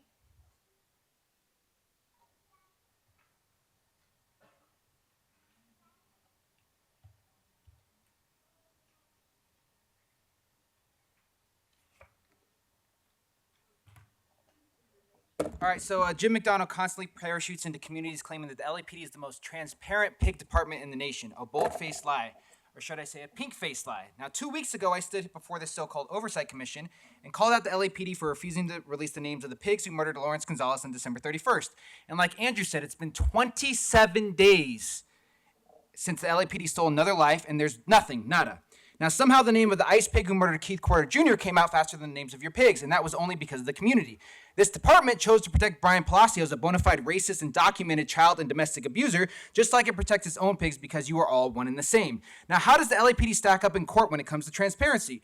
Army veteran Blade Douglas just won a $6.8 million lawsuit after pigs Jeremy Wheeler and Jeffrey Yabana arrested him under the pretext of a quote-unquote wellness check in 2019. And what followed was a brutal series of abuses all directed by your pigs. And during the trial, it finally came out that pig Jeremy Wheeler had a history of alcohol abuse, multiple off-duty violent incidents, all hidden by this department. Just 2 months before the abuse of Blade Douglas, Wheeler made violent threats against his estranged wife. And when she contacted his supervisor and said that she planned to file a restraining order, the supervisor persuaded her not to. And it was also revealed that while on duty, Wheeler failed to render aid to a bicyclist. He struck with his motorcycle. And then 3 days before the trial, LAPD claimed that he was unavailable to testify due to an illness. And the reality was, he had shown up to work drunk. Another pig driving under the influence and protected by this department. Part of what Jim McDonald refers to as quote-unquote career safety. Now, as I confronted Jim McDonald and his gaggle of pigs at the MLK parade last week, Deputy Chief Alan Hamilton decided to call me a child molester. This is the same Hamilton whose detective rear-ended my wife while surveilling her in 2024 and who oversaw the shooting of me and 2 other comrades by pig Rick Linton last June. Quote from Hamilton, "I stayed here for you. I got to watch the kids and make sure they don't get molested. I know your past. That's my job to know your past." And as he trotted away and climbed into his LAPD van, he shouted, "Stop molesting kids." She can tell you she was right there. Laura FM.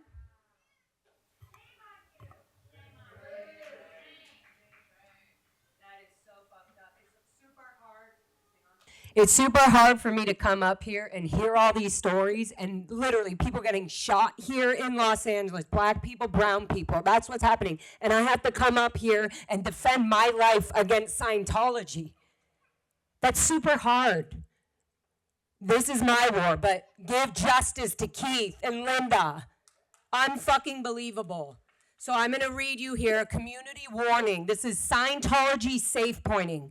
Safe pointing is a tactic used by the Church of Scientology to present itself as a trusted partner to the authorities and community organizations while concealing its true purpose. Recruitment, influence, and reputation management. That is all Scientology's doing. Whether they're considered a religion or not, it does not mean that they get away with crimes or they're allowed to infiltrate your board so that you can keep committing crimes.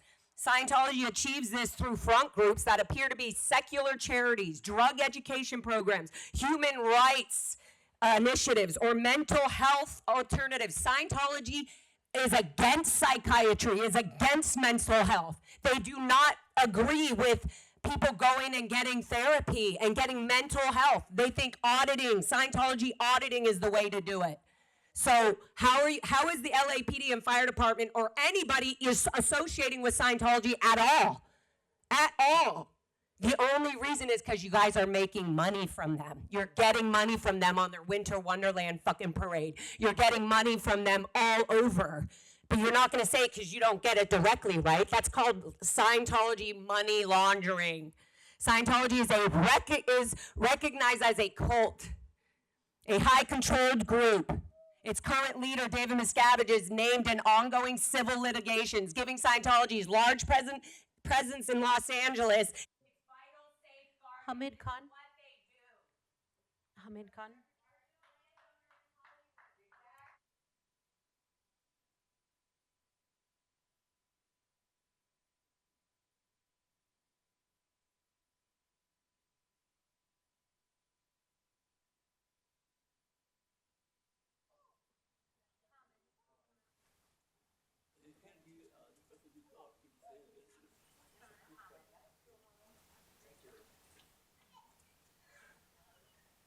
So this morning, Rosh Hashield asked Jim McDonald that what is the role of the local police? So let's start off with what is their daily role. So last year in 2025, and it's still being tallied, 1,314 people were killed by cops in the United States. And if you want to nerd out and do the math and divide that by 365 days, it comes to every 6 hours and 41 minutes, somebody is killed by the cops in the U.S. Boom. Somebody's shot. Somebody's killed. And we're not talking about the torture, the maiming, the harassment, the intimidation, the beatings, the kickings, and everything else. That's what we are. So when we talk about ICE raids, we have to look at it that this is regular policing operation. These are killing fields. This is bloodletting has to happen. And I don't want to sound overly dramatic, but this is how white supremacy quenches its thirst. This is how it survives. This is what its bloodline is. And these are the suppliers of bloodline. So when we talk about Keith Porter and Linda Becerra Moran, one was celebrating, one was having a mental health crisis. They just can't stand it. It's not supposed to happen. You're not real human. You need to be taken out, right? And just as Kristi Noem and Stephen Miller and Donald Trump, provide cushion and do all the support for ICE, that's exactly how Russia shield Teresa Sanchez. We have to bring it home. This is who they are. This is how they sanitize their violence. This is how we've been telling them, this is how they provide cover to these fools as well. That's their regular deal, right? And then talking about their whole collaboration with ICE, what have you done about it, Teresa? What the fuck have you done about it? Did you look at the letter? Now today you're signing off on LexisNexis. So let me read you what LexisNexis does. It's almost a $500,000 contract, and I'll keep on talking.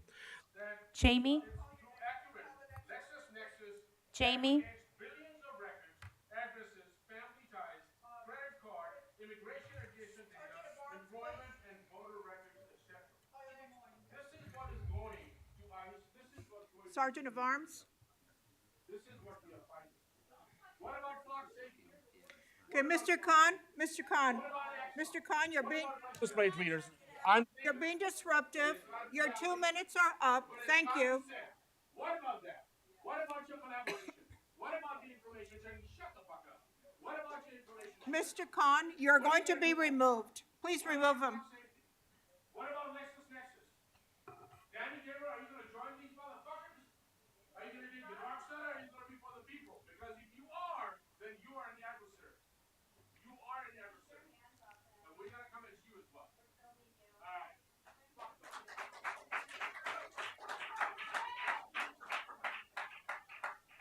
Madam Jamie? Secretary, we have 4 more.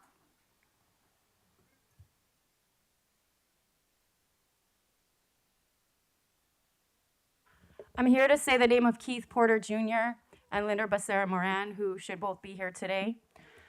Keith Porter was a beloved girl dad, and it's just fucking despicable how much you all go on to cover for his murderer, Brian Palacios, who many people have said is a racist, homophobic abuser, much like most of the police force here. All of you, really. I'm here to just uplift Keith Porter Jr. and to demand that you end his character assassination. You all here are some of the scummiest motherfuckers, and you're out here constantly smearing black people and brown people and assassinating their characters once you murder them in cold blood, and it's a goddamn shame. I'm here to request that you, or demand that you end the ongoing collaboration with ICE. We see this every fucking day outside the concentration camp in downtown LA. We see this constantly outside of the Dodgers collaboration, bullshit stadium, whatever it is there, which constantly surveils and criminalizes black people and brown people. And you all just requested $95.8 million more fucking dollars to terrorize and criminalize and surveil people ahead of the Olympics. What the fuck do you need more money for? You have the audacity to ask for more money. Abolish ICE, abolish the police, fuck all of you. Soma Snake Oil?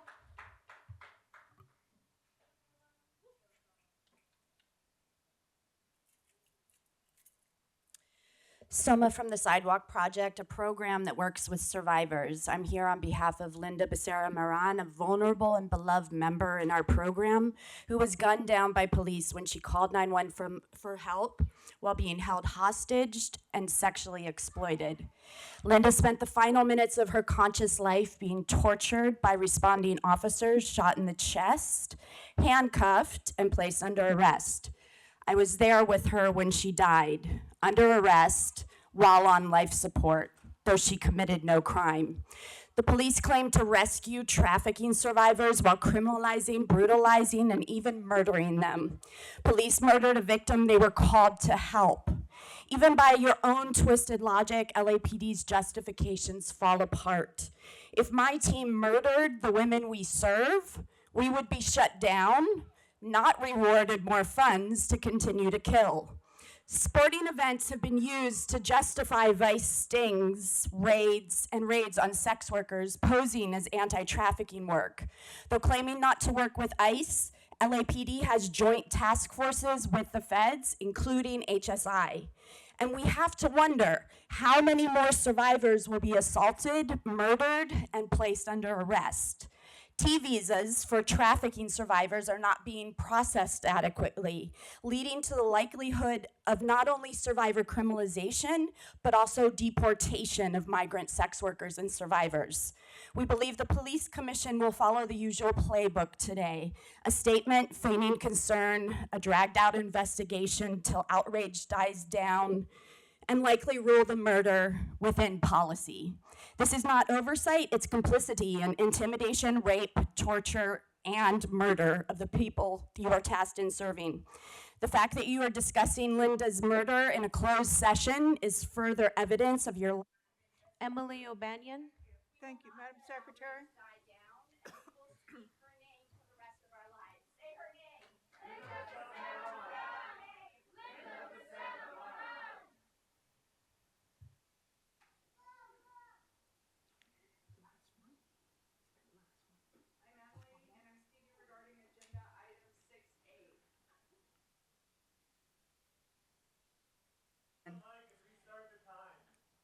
The officers involved in the killing of Linda Becerra Moran on February 7th, 2025. Linda called 911 for help.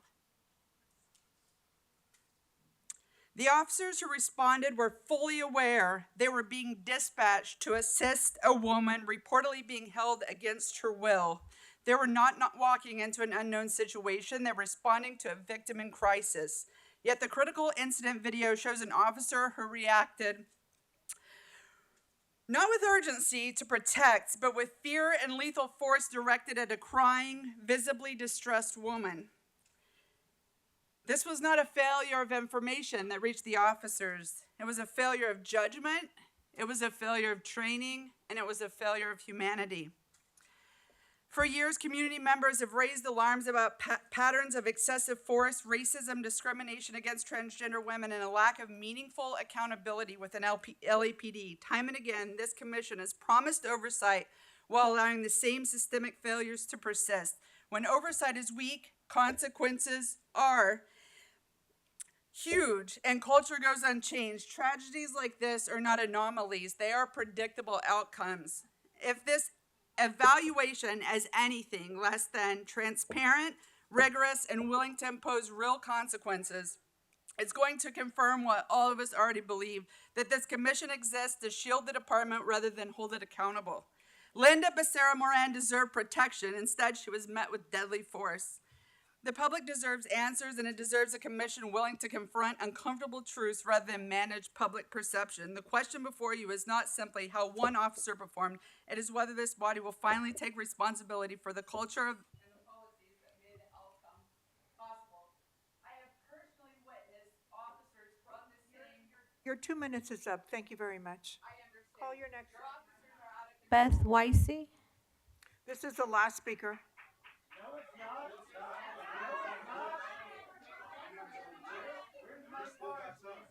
Who's the next speaker?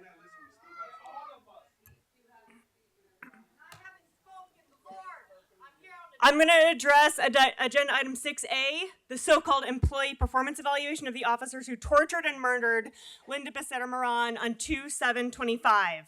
As evidenced by LAPD's critical incident video, and despite LAPD's blatant effort to edit, redact, and misconstrue the events of that video, the officers who were trained in fucking everything, including trauma-informed response, yelled orders at her in English long after it was clear that she was a monolingual Spanish speaker.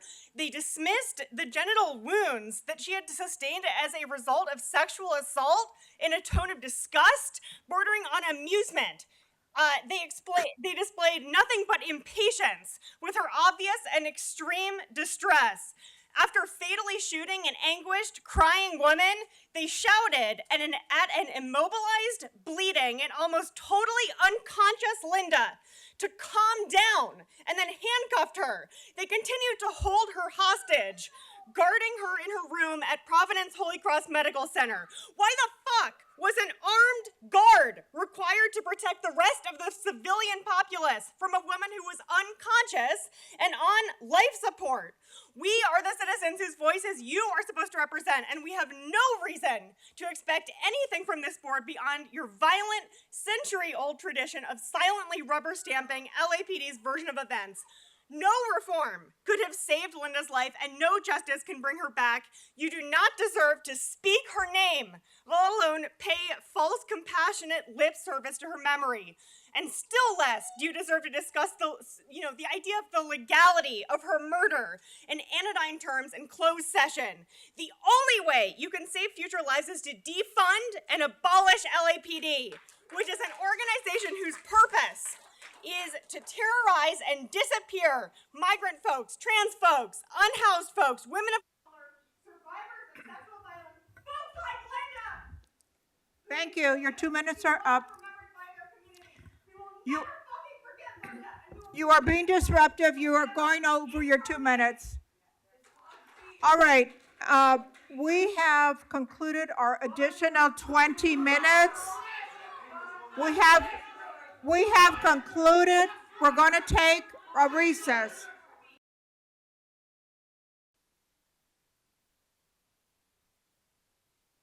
Agenda item 5A, relative to body-worn video and digital in-car video system retention period.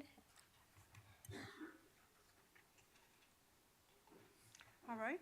Who are the speakers on for 5A? And we have Chief Information Security Officer Furray. Good morning, gentlemen.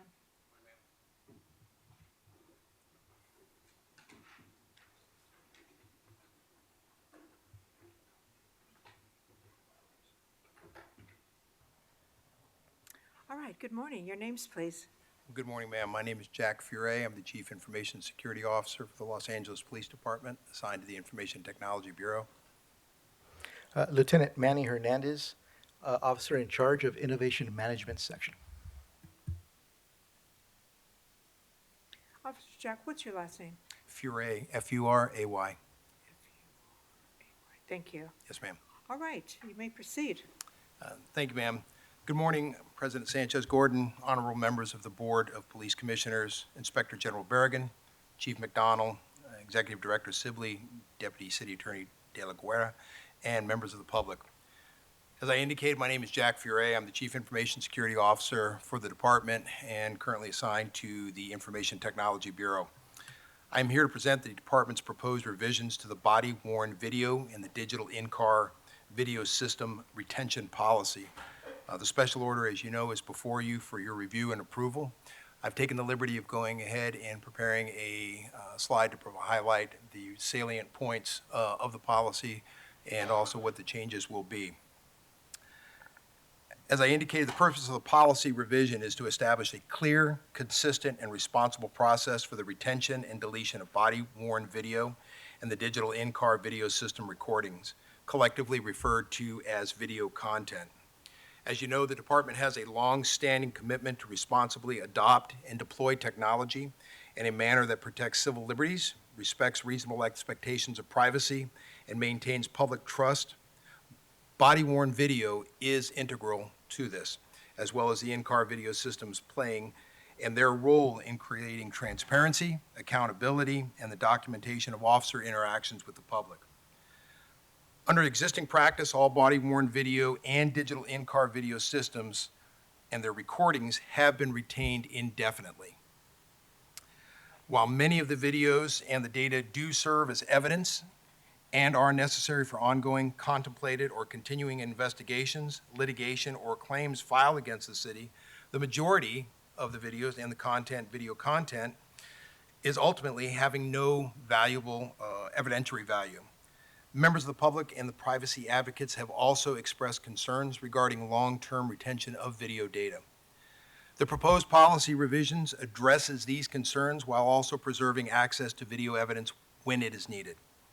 As I indicated, I'll go through using the PowerPoint that's provided, and I'll highlight the key components of the revised retention policy. First, the policy establishes a minimum retention period of 5 years for all body-worn video and digital in-car video system recordings. This represents a shift from indefinite retention to a defined retention period. However, it still ensures compliance with legal and investigative requirements. Second, any video content categorized as restricted or that is part of an ongoing, contemplated, or continuing investigation or litigation or claim filed against the city will be retained for as long as that is necessary. The videos will be stored and are stored in a evidence.com system, which we utilize. They are tied to the appropriate case number, the appropriate division of records number, and the appropriate complaint file number. Third, if this revised policy is approved by you, the video content that does not meet the extended retention criteria beyond the 5 years will be scheduled for deletion. The Information Technology Bureau will be used and implemented in order to clearly define the responsibilities to ensure that the process which we are going to implement is implemented appropriately. We will be responsible for managing the deletion process, which includes issuing a complete or an upcoming deletion of the next 30-day notifications, which will be sent out to all users through the evidence.com system. This notification will identify the date range of the videos scheduled for deletion, as well as providing a deadline for employees to take action if continued retention is required. In addition, employees who receive these notifications are responsible for reviewing their assigned videos, ensuring proper categorization, and confirming that any video requiring retention is correctly stored within the evidence.com system. It further allows supervisors and commanding officers who are responsible for overseeing their employees to ensure that there is compliance with the retention policy, and they will do this by ensuring that employees review and take appropriate action on video evidence and by monitoring video retention practices within their commands. In addition, Information Technology Bureau administrators within our Technology Bureau will continue to monitor agency-wide deletion schedules. They will coordinate the notifications within the Los Angeles City Attorney's Office and the Los Angeles County District Attorney's Office, and they will also ensure that any restricted and evidentiary video content is not deleted. In closing, these policy revisions, we believe, strike a balance between the transparency, accountability, privacy, and the responsible data management. They also establish a sustainable framework to include the cybersecurity framework that we have here within the department for managing video evidence while also maintaining public trust and meeting the department's operational goals and its legal obligations. Thank you for your time. This concludes my portion of the presentation, and I'm available to take any answers that you may have. Thank you very much. Questions you may have, my I'm sure that our commissioners have some questions. I just have one question. Yes, ma'am. Regarding the evidentiary value of something and the retention of it. I would imagine, and let me know if I'm incorrect, but officer-involved shootings captured by body-worn or in-car videos, those have evidentiary value and would be kept longer than 5 years? Yes, ma'am, that is correct. You have anything to say? Oh, that was just it, ma'am. Those are kept indefinitely. So when those investigations occur, those videos are downloaded and then archived and placed in a case folder. Those case folders will never be erased under this policy. They are kept indefinitely. Okay, thank you very much. All right, let's move to, Dr. Tabor, do you have any questions on this issue? Follow on your question. Oh, thank you. In your comment, you made a point about video evidence that is not tied to a particular case but was collected. Is the intent at the end of that 5-year period total destruction or destruction of the actual video, listing at some point of what was destroyed or whatever the dissolution of the that the video may have been? Yes, sir. So what we would do is we would, currently we have over 20 million video content items that we can go ahead and begin to process through deletion. This goes back to our COBAN as well as to other types of evidence that we have. If the resolution or the policy revision is enacted, we will be able to go ahead and clean out those items. Now, the COBAN videos are on an old tape system, a magnetic tape system. So in addition to going ahead and looking at that in terms of digital deletion, because it is in a physical system, we would also take the proper steps to ensure that there is a physical destruction of those items. In addition to that, anything beyond that is in a digital format. We do have 2 jail vans currently that are using a video system, but we're going to switch over that within the year. So it's very easy to go ahead and migrate that video that's being currently kept in those systems to the evidence.com system. So there would be no gap within that, and we would still be able to make sure that the intent of the policy is enacted. Just to follow on, is it the intent then for those, that evidence that is used in a filing of some kind, court case or another filing, to hold that evidence until a prescribed period of time mandated by either our jurisdiction or another relative to the use or the availability of that evidence? Yes, sir. So as Lieutenant Hernandez had indicated, if there is a case, for instance, a homicide investigation, in which case, after the adjudication of the case, you would have to go through the appellate process, that we would make sure that that evidence is retained indefinitely so that it can be used for both the prosecutorial aspects of it as well as access for the defense for any appellate issues that may come up. This would apply to any type of other litigation, whether it's city directed at a city claim or things that meet with the retention period. If they fall within that permanent retention, yes, sir, they would be available. Thank you. No further questions. Thank you. Thank you. Commissioner Scobin, any questions, comments? Yes, thank you so much. First point is on the document in the deal. It says that effective January 5th.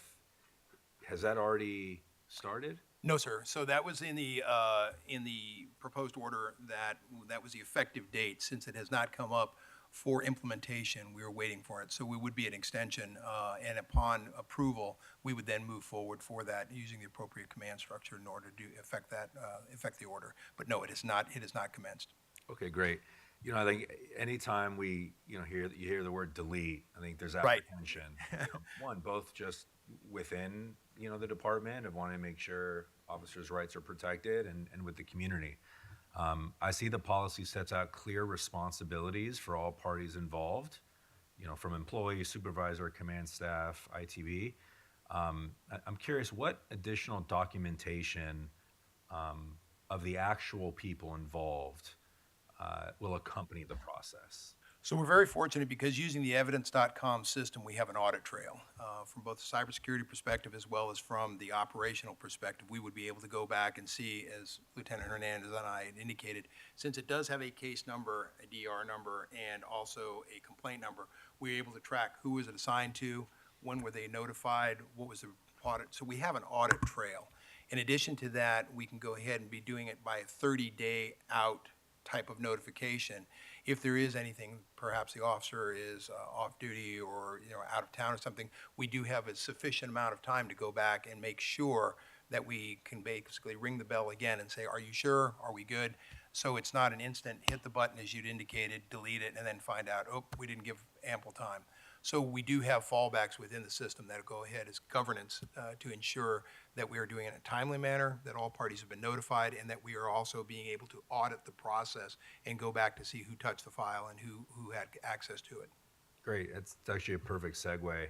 I firmly believe that you need to inspect what you expect. I'm curious if you already know what audits and/or checks will be implemented to ensure that the procedures are being handled according to the policy. So the deletion process would occur basically every month going forward. So we would do it 12 times a year. We can go through and very easily go back with an audit trail and be able to identify what was done the prior month or even leading up to that to see who were the users, what was the notification, what the cases were assigned to, excuse me, and also to be able to correspond and collaborate with the parties, as I indicated, the city attorney's office, the district attorney's office. That can all be documented and can be provided. Lieutenant Hernandez, anything you'd like to answer? Yes, we have one evidence.com administrator. He's the gatekeeper, if you will, and an assistant or a backup to that gatekeeper. So every 30 days, he's the one who actually authorizes the deletion of the batch of videos. So that's not going to be given to investigators. They'll be notified that the deletion is about to occur, but they will not have the authority to, in fact, delete the videos themselves. It'll be done by the administrator through the evidence.com software. And that goes back, sir, to your question about in terms of the governance model, being able to limit who has administrative access to the system and oversees it by having one person do it. That eliminates any potential compromise of data by someone inadvertently doing it or having multiple users. It establishes a proper security matrix for it. And last question, to the extent the footage is subject to CPRA, is there a process in place to make sure there's no active requests on data prior to deletion? Yes, sir. Manny, if you'd like to continue. Yes, we met with Legal Affairs Division to make sure that was taken care of before we move forward with this policy. And yes, in fact, we ensure that there's no statute of limitation barriers being broken here. So we're all on board with them. Thank you. Yes, sir. Thank you, Commissioner. Commissioner Garcia, any comment, question? Yeah, thank you. So you mentioned the department has accumulated over 20 million or approximately 20 million files. I'm curious, because of the amount of files, what does that look like in terms of the upcoming deletions emails that the officers would get? How many do we foresee those going out every month? So as of right now, we have 11.8 million body-worn only videos that if the policy is enacted, that we could delete. The notification process, again, would be very, even as these are off COBAN, but again, we would be able to go ahead and use the same methodology, notify the officers through the notification process. Manny, if you want to go ahead and address how that would look. Yeah, it's more of a blanket email. Correct. You know what I mean? Everybody who created content, if you will, that anything from this date backwards will be deleted as of this date. And that's going to recur on a monthly basis. Now, being that we haven't deleted any video since 2009, the initial rollout is going to be quite lengthy. Right. And then once we get in rhythm, then it'll become a normal just 30-day process where it's a smaller amount of videos being deleted. And even these current videos are going to take some time to actually physically delete. So as I indicated, and I'll correct, I apologize. So the body-worn only videos is 11.8 million ready right now.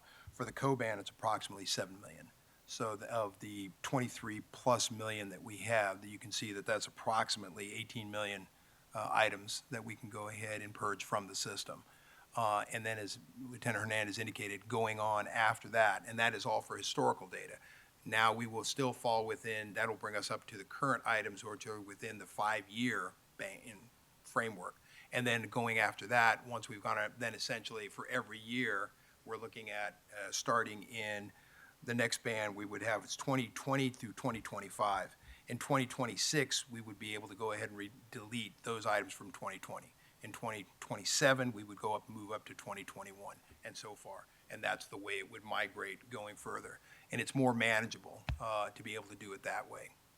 Mm-hmm. So there would be, as Lieutenant Hernandez indicated, there's a lead on at the front end, but after that's been done, then it becomes a very seamless process once a month for 12 months every year. Yep.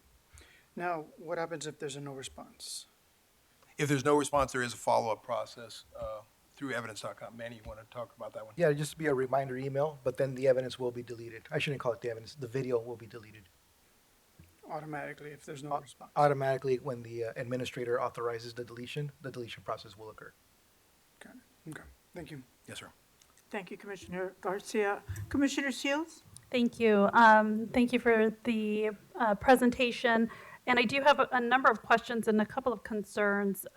One, with regards to, I completely agree with you, having this much data for so long can be problematic, both with purposes of maintaining this amount of data, and then also the privacy concerns by individuals who say the police shouldn't hold on to this data indefinitely. So I think it's sort of great that the department is thinking about, altering the retention process. And with regards to the 5-year retention period, is that pretty, or let me ask the question, how comparable is that to what other police departments are doing in this area? Is that common? I've seen some that even have it even a shorter period of time. So have you done any analysis of like what other neighboring police departments are doing? So, Manny, if you want to address that through the lead. Yeah, and I don't have the specific data with me, and I can provide that for you. But we did look at other agencies, other departments, other states, and we are, we exceed all of them. In fact, Evidence.com or Axon has advised us that in the entire nation, we are the biggest consumer of storage across the entire country. Yeah, no, I think that's right. And I think a lot of other departments have kind of short turnarounds. And so I think instituting something will get us more in line with the others. So I think that's good. A couple of things in terms of just the way that the draft is written here, it basically makes it sound as though if it does not relate to an ongoing, contemplated, or continuing investigation, litigation, or claim, they're going to be deleted. One, you mentioned kind of like OIS type videos will be kept indefinitely. Correct. So that's a little different than what is said, because even after any case is done, we're still planning on retaining them indefinitely. So I think it may be worth us thinking about revising this to make, like, identify the types of things that will not be subject to this policy altogether, right? So because otherwise it sounds like we are mandating ourselves to delete it as soon as the case is essentially done, and I don't think that's the case. There's also other videos that I could imagine the department would want to retain either for training purposes that may not be tied to investigation, litigation, or claim, but for purposes of training, there's still more video that we want to retain past the 5 years, and maybe that should be something that we identify as to who makes that decision. And then also like historical data. There are a number of individuals in the department who receive medals of valor or other types of instances where the video is something that the department will want to retain beyond 5 years for purposes of the department's history and other types of things. So I think I 100% support the purpose of the policy, and I think that the 5-year mark is a good one, but I think we should build it out a little bit to clearly identify what will be excluded from this policy, whether it's the officer-involved shootings, videos for training, or historical purposes, and also, to the extent that, any type of, or at the request of the city attorney to retain, things that for like even after a case is done. Correct. Right? Like you just don't know. So that would be one area I think it may be worth kind of coming back and revisiting this policy a little bit to give the department clear guidelines as to what is exempt from this. The other thing in terms of the restricted files, will say I'm an officer, I have an ongoing case, I've already in evidence.com marked this as a restricted. Is that a way you do it? You mark it as a restricted because it's part of an ongoing case.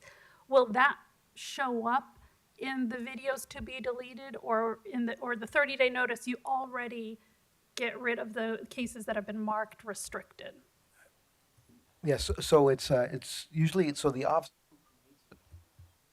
who creates the video will tag the video as to what type of incident it was. It was a pedestrian stop, a traffic stop, whatnot. Then it would be the investigator, perhaps the detective, who's actually putting a case together and is collecting the body-worn video or digital in-car video, that will actually create a virtual case folder in evidence.com and almost click and drag all these videos into that case folder. That's when it becomes restricted, and that's when you cannot delete it through the automated process. So to help maybe clarify a little bit, the evidence.com is not just like a typical data server. It's more of an evidence management system. So it allows, of ticketing of the items, notification, any synopsis you want to put in it, things that you can go ahead and highlight it. So it's more robust than just being the traditional evidence server or business record server that we may have in our businesses or even at our homes. So yes, as Lieutenant Hernandez indicated, you can go through and make these types of markers so that it stands out, and we know that you have visual and also ascribed information to it as to what the significance of that item is within the evidence management platform. And so if at some point within the 5 years, someone has gone in and done that it's marked as some type of restricted, it's part of an investigative file, will that show up in the 30-day notice that officers get about, hey, this is going to be deleted, or is that automatically you've already screened those out, right? Okay. That makes me feel better. Okay. Yeah. So if at any point in time they've already marked this as part of an investigative file, those are not subject to this 30-day notice where an officer has to take any action. Correct. So that's good. Is there, I think, Commissioner Scobin asked a number of my questions that I had, and then also Commissioner Garcia about I do have a little concern about the permanency of the deletion based on inaction. Just knowing how people are and how people get emails and don't necessarily respond. And it's good to get a nudge, but if the nudge goes unanswered, that also will turn into a permanent thing. Is there any mechanism in the system for clicking a box saying, yes, I certify that these can be deleted or are not subject to any ongoing anything? Is there anything that we can build in? We do have a Axon employee under the contract, and we can definitely visit that. But at the current moment right now, that is not in place. So they are notified, and then it is incumbent on the investigator to, in fact, create a file or move the video that they want into the file that they want to preserve it in. But it should be noted that these videos are 5 years old. Right. So they would have to recollect an investigation that from 5 years ago and think of a video that they actually want to populate into that file. And I think this initial approach it'll be a lot harder because we're probably dealing with now 10, 15-year-old video, and so that'll be a longer process. Do the individual officers get this notice? Who gets the note, or is it like investigators get the notice? Like, who owns the right? Anyone who's created a video or creates a case folder. Correct. Okay. Yeah. Can I follow up? So similar question, similar to what we're tracking towards, but what happens if an officer's retired? Who then reviews that? The video will still be retained for the 5 years, whether they retire or not. It's not based on their employment. It'd be based on a calendar. Right. Well, what I'm saying is, so who gets the 30-day deletion email if an officer is retired at that point? The officer who created it? It's a blanket email, so they just simply, they're not in the database, so obviously they wouldn't receive an email. No one would receive the email on their behalf. Yeah. Yeah, I would recommend potentially asking Axon for any. So just based on some of my comments today and areas where I think we can beef up the policy, I would not be prepared to vote on this today. But I personally would like the idea of reaching out to Axon and finding out if there's any mechanism for someone to kind of give you the green light, as opposed to inaction leading to permanent deletion. That's my only concern. I think it's a valid concern. Anything else from either of you? Okay, I think it is a valid concern, and I know that the effective date was set for January 5, correct? Can we come back in about a month or two and talk about this mechanism tweak that Yes, ma'am. we're concerned about? All right. So and when you do, I think one thing that I want to ask the Inspector General is if this is one of the items or areas that you see as a potential audit for maybe in a year, to see if the mechanism and everything is being properly done. I'm happy to work with the department to review their plan and see, is my mic on? Okay. Oh, sorry. Yeah, and see if that can fit into a future project and report back. Okay, so let's continue this for a month. I know that you're anxious to do it. We are too. So I think in a month we can. Yes, ma'am, that's fine. See you back And just with to a follow up for report. Axon, so to the request, if I'm understanding correctly, we will be looking at creating something. What do we do for those employees who have perhaps retired? Where is the secondary layer of notifications? Well, I think it's two things. I think Commissioner Garcia raised a really good point about if anyone who's left the department, retired on extended leave, anyone that would just not be in a position to respond, what happens to that? But then the other thing is there a way to have some kind of affirmative step that the person has to take when they receive the 30-day notice? Like, is there a place to And just that's where going back to your idea of the click box. click a Okay. box and say, yep, certify, it's good to go? That would give me a lot more comfort that it has actually been reviewed before it gets deleted, Which as would opposed to probably just also tie inaction. into the audit trail portion of it for accountability. Yes, ma'am. Thank you so much. Yes, ma'am. Thank In you. addition to clarifying the different types of videos that the commissioner mentioned earlier.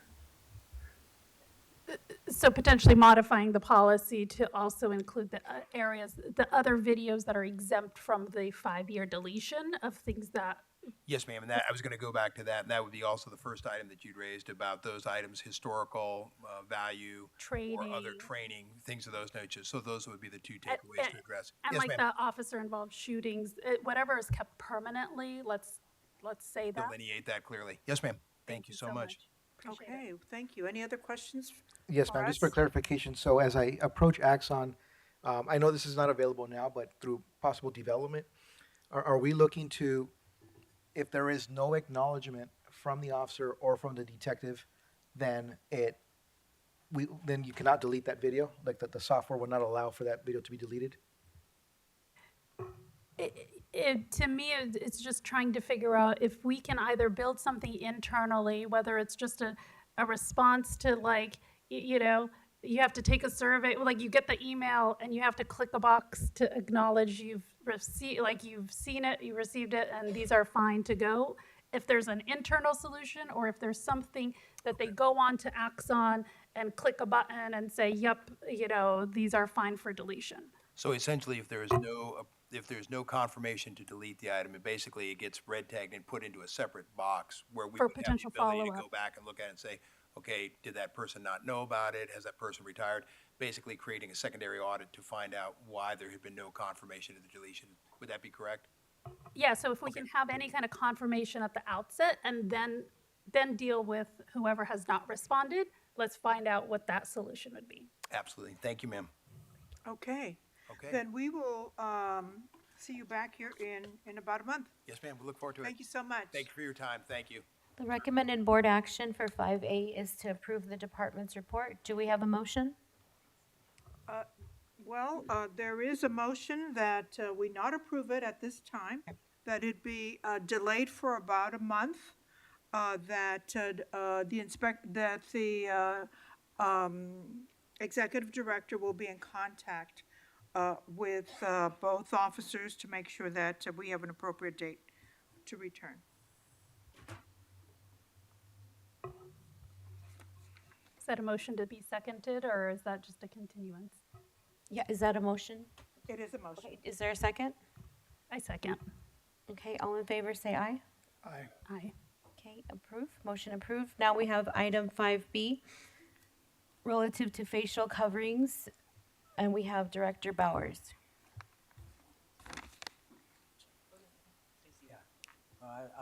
I'm here initially to introduce myself. I'm Terry Bowers. I've been selected as the new Director for Constitutional Policing and Policy. I feel like I'm where I am meant to be, and I am going to be be as diligent and helpful as I can to the department, to you, and do everything I can to continue to make this the best police department in the United States. Thank you, Mr. Bowers. The actual presentation today will be Captain White, and so she'll begin. Thank you. Thank you.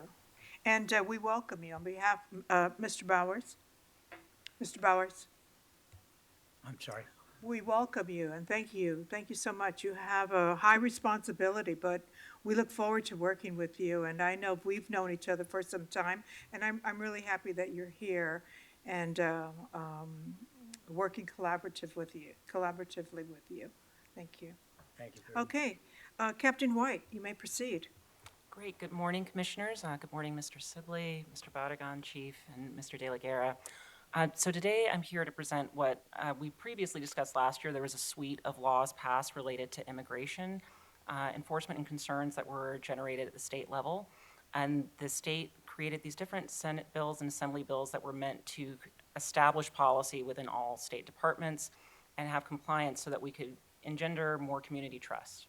So this one is particularly germane to facial coverings.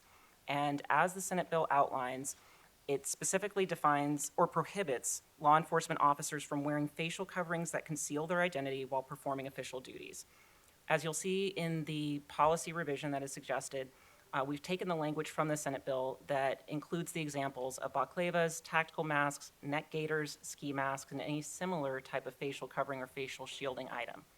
Along with the Senate bill, they included language that had broadened what we understand to be exemptions for this. So you will see that in the next section that talks about translucent face or clear protective face shields, N95 masks, your mask or helmet or device that's used as a breathing apparatus, motorcycle helmets, and eyewear that's protective against any sort of retinal weapons. So with those carve-outs, I think that gives us some clear categories of standard equipment that law enforcement officers use that would not fall under this. And I think that's important to stress because we understand that we have our underwater dive unit, we have SWAT that is using their own helmets, same thing with our motorcycle officers. So those would not fall under this law. Most of those categories that we see within this department are not an issue. The law itself allowed for further exemptions. It specifically had an exemption that can put SWAT and other tactical activities together. Our department has taken the approach of saying that SWAT can do its own thing without any further documentation. For other tactical operations, it will require supervisory approval. The supervisor will need to determine why this extraordinary step needs to be taken because, as you see, our regular operations do not involve any face masks that are non-tactical or part of our standard equipment. So that would require that the supervisor put that on their daily log and provide that approval ahead of time, which would allow for there to be scrutiny by their commanding officers, who, as you see under the commanding officer responsibility section, have the responsibility to review any of those approvals and then also take appropriate actions if they don't deem it worthy of an exemption. So we feel as though this is a comprehensive policy for the department and really represents what the state law intended, but also demonstrates we were already largely in alignment with it. As I discussed last year, our policies as they exist were meant to allow for public trust. While we understand the reason that the state is looking to prohibit the use of facial coverings, we don't consider this a particular concern for our department operations. I did want to add that we also, at the start of the year, published an OCOP notice that is dated January 7th that provided specific directions to the officers in the field. This part was important because the law was not only to impact our policies, but to also say that if there are other agencies that are violating this law, that the department should have the ability to take some sort of action.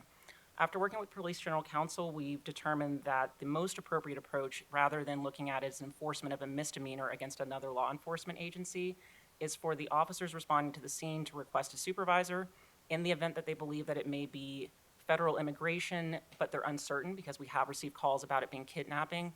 They are to determine if they believe a crime is being committed. If not, then what they will provide to the member of the public is a business card that cites the information for making a public complaint with that agency, because at that point they're looking to report what they believe is misconduct to the other agency. They then will include that in their disposition for the call so that it's properly detailed, and the supervisor at the scene will ensure that those steps are taken. And so ultimately, we think that's comprehensive to speak to the intentions of the state law to not only impact our department, but to ensure that we're providing proper resources if community members call about concerns they see of our neighboring agencies and their belief that that may be violating state law. With that said, I'm available for any questions if there's any points that I missed or points I can enhance for you. Well, thank you so much. Let's move to our commissioners. Commissioner Scobin, any comment, any question? I don't. Thank you very much for the report. Commissioner Garcia, comment, question? I'm just curious. So the facial covering is defined and it lists and includes helmet, but then there's also the exception that lists helmet. And then there's a separate one that specifically talks about motorcycle helmet. Is there a conflict there? No, so sir, what we did is pull the language from the Senate bill, and I think their efforts were to make sure they had every permutation of helmets listed there. For our officers, I also believe that's helpful so that they understand that the different types of equipment they have, what does and doesn't qualify. That really does cover almost everything that we would deem to issue that you would use in an enforcement capacity. Okay. That's it. Thank you. Thank you. Commissioner Shields? Thank you for the presentation and welcome, Mr. Bowers. Dr. Tabor? I have no questions. Thank you for your presentation. Thank you, sir. Very well. Madam Secretary, motion? Okay, for item 5B, the motion on the floor is to approve the department's report. Do we have a commissioner to move the motion? Yes, there is a motion to approve the proposed policy regarding the prohibition of opaque facial coverings for law enforcement codified by Senate Bill 627, law enforcement masks. Is there a second? Second. All in favor, say aye. Aye. Okay, motion passes. Thank you. Thank you very much for being here. Next, we have item 5C, relative to illegal fireworks and drone pilot program. We have Commander Liam and Chief Tingarides.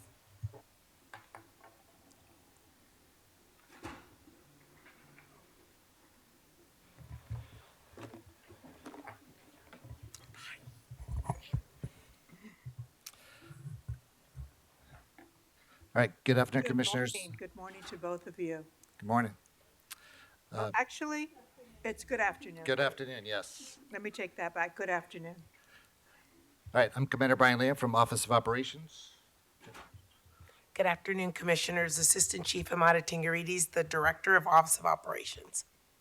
So on September 10th of 2025, the City Council adopted a motion directing the department to report back on 6 key areas.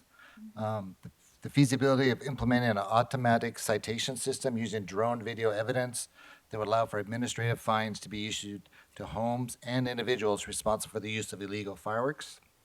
The feasibility of increasing fines for confirmed violations, the number of online firework complaints submitted over the last 3 years, the process for reviewing and dispatching complaints, the number of complaints that resulted from enforcement action, and any public education outreach efforts in neighborhoods with high complaint volume. So it's a big ask. It's an extensive report you have before you, but I'd like to just kind of highlight some of our responses back to the City Council.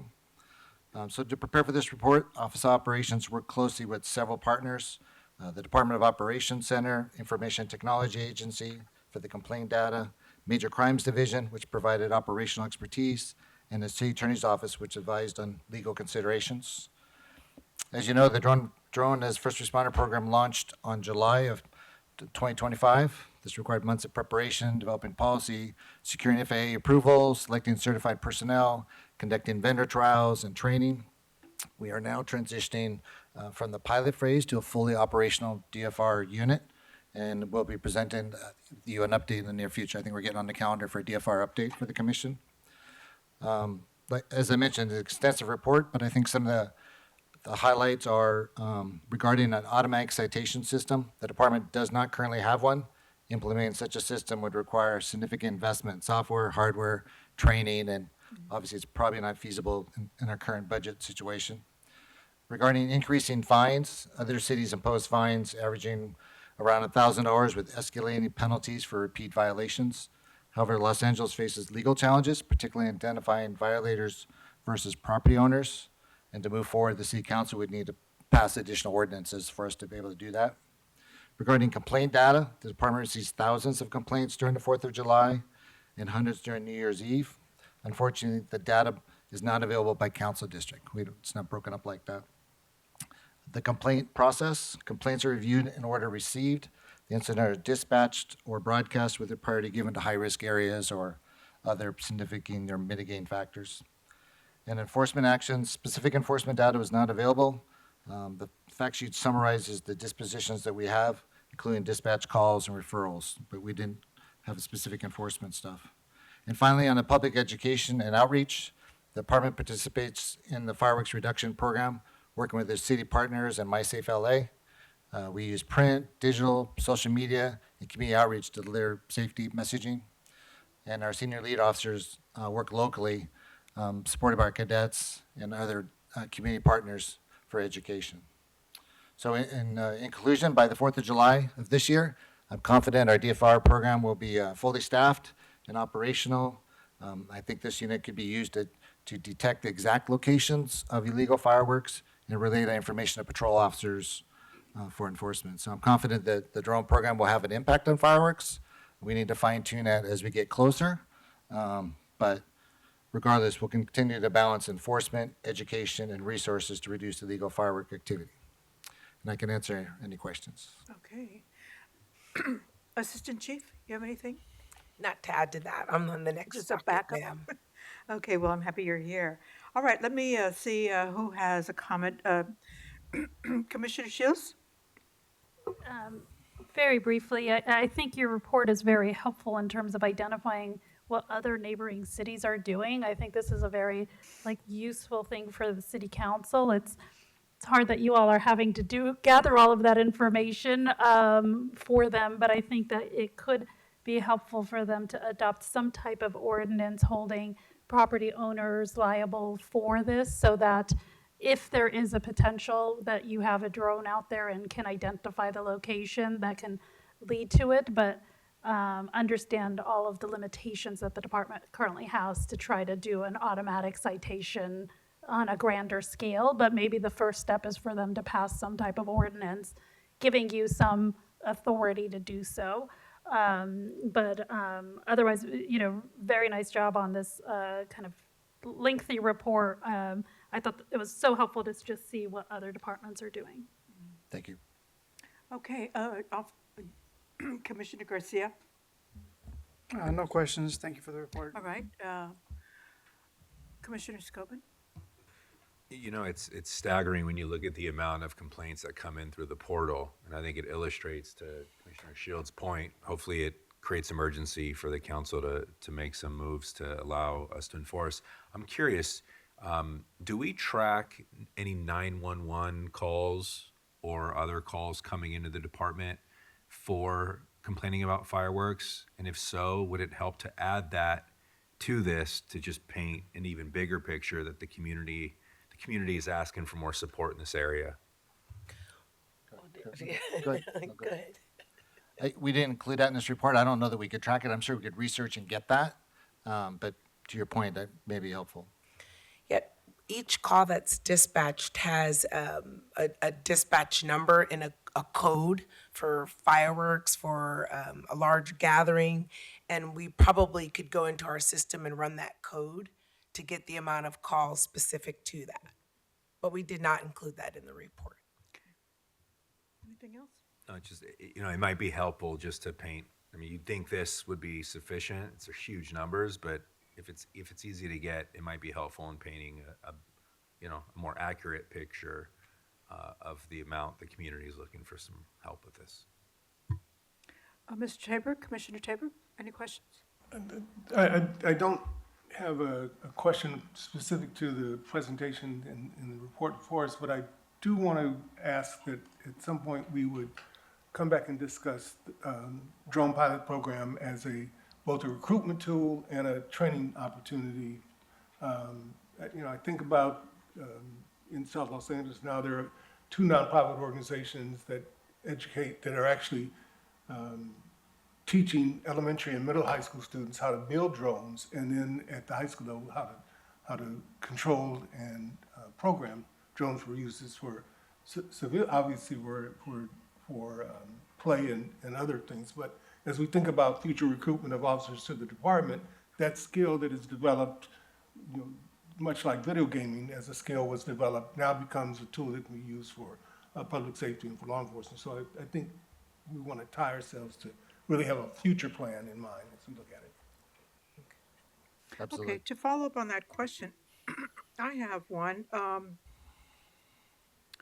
What are the things that the LAPD is already doing to deter the use of illegal fireworks?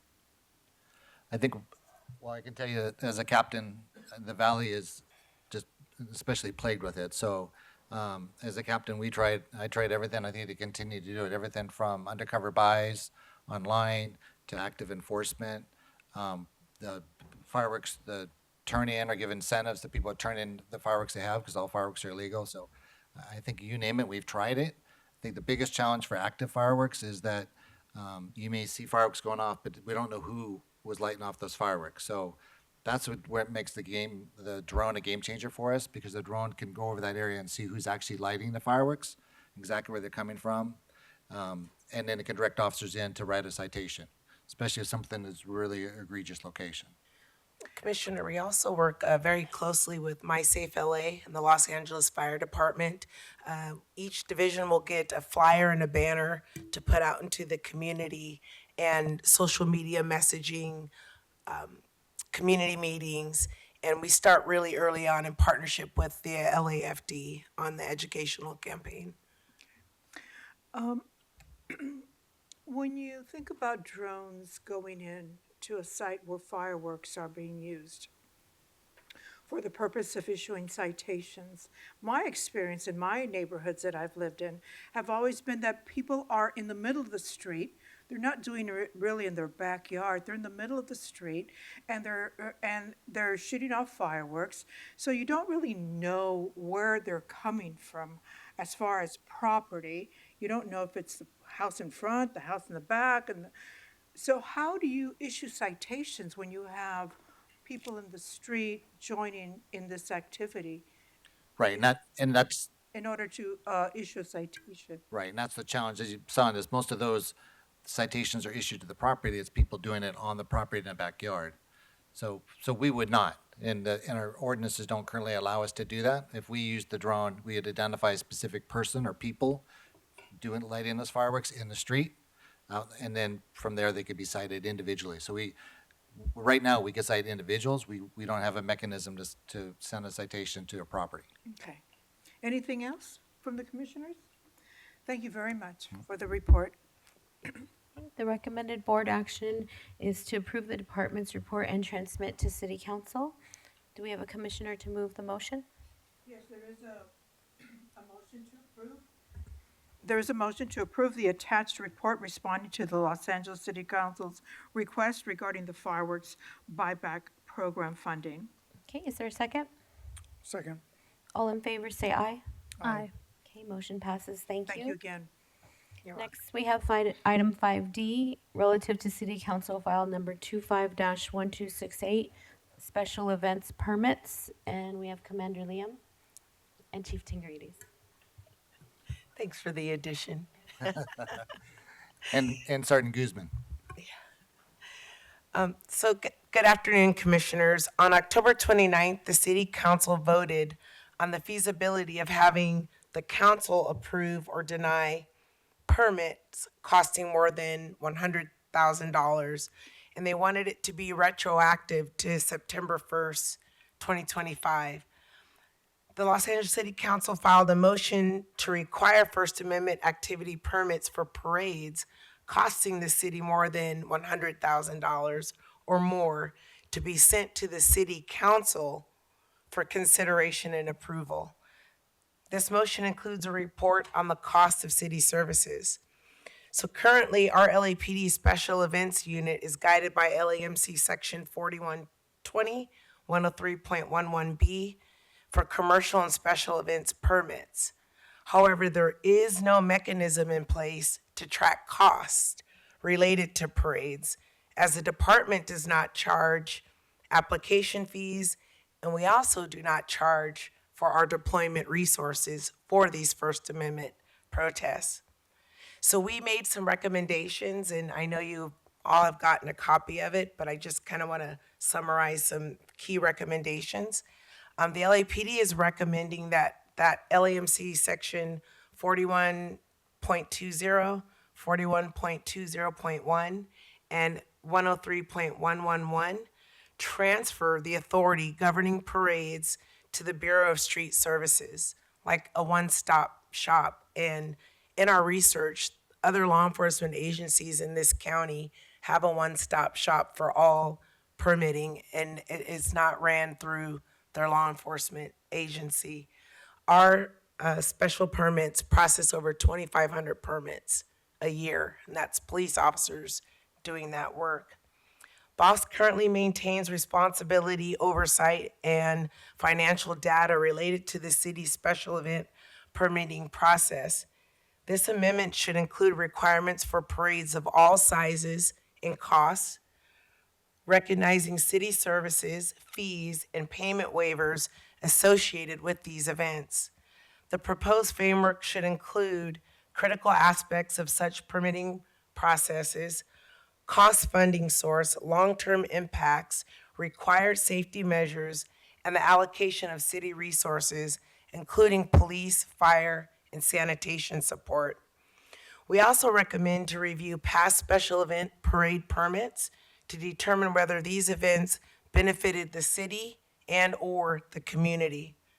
This review can help predict future submissions and reduce the need to extend fee reduction waivers, ultimately enhancing the city's fiscal efficiency. So in our conclusion, the proposed amendments and recommendations aim to enhance transparency, efficiency, and fiscal responsibility of the city's special event permitting process. By transferring authority to the Bureau of Street Services and implementing a comprehensive framework, we can better manage the costs and benefits associated with parades and special events. And just in doing some research on our own and a lot of the deployment that comes with some of these special events at no cost to the city. For instance, last year for the LA Marathon, we deployed 683 officers to the tune of approximately $1.5 million. That was absorbed by our department to support events like that. And that concludes our presentation, and I am available for questions. I think I have an initial question. I don't disagree, and I'm willing to vote on the proposed amendment. However, there is an issue of public safety, and I think the police department is really the entity that deals with public safety. We saw it at the MLK event recently. Nobody else came. It was the police department that came to take care of that issue. So is the Bureau of Street Services the entity of the city that can also take care of that very important issue? Absolutely not, Madam President, and I agree with you. I think the bigger concern with this is the fact that the police department is responsible for processing all of these permits, and that a parade and events like that are considered First Amendment protests. And with that, the responsibility of processing all of that lies with the police department. If we did a one-stop shop and all of those permit requests went through the Bureau of Street Services, much like the MLK parade, you still need street closures, you still need water barricades, you still need permits, insurance, all of those things. And so what we're recommending is that all of that is done through BOSS as we plan out. And then the LAPD can state, this is how many resources we need to deploy to keep this event safe. We still have the public safety component of this, but the processing of that permit coming from us through Executive Director Sibley is quite cumbersome, and other law enforcement agencies that surround us are not involved in the permitting process at all. Okay, thank you. Commissioner Shields, any questions, comments?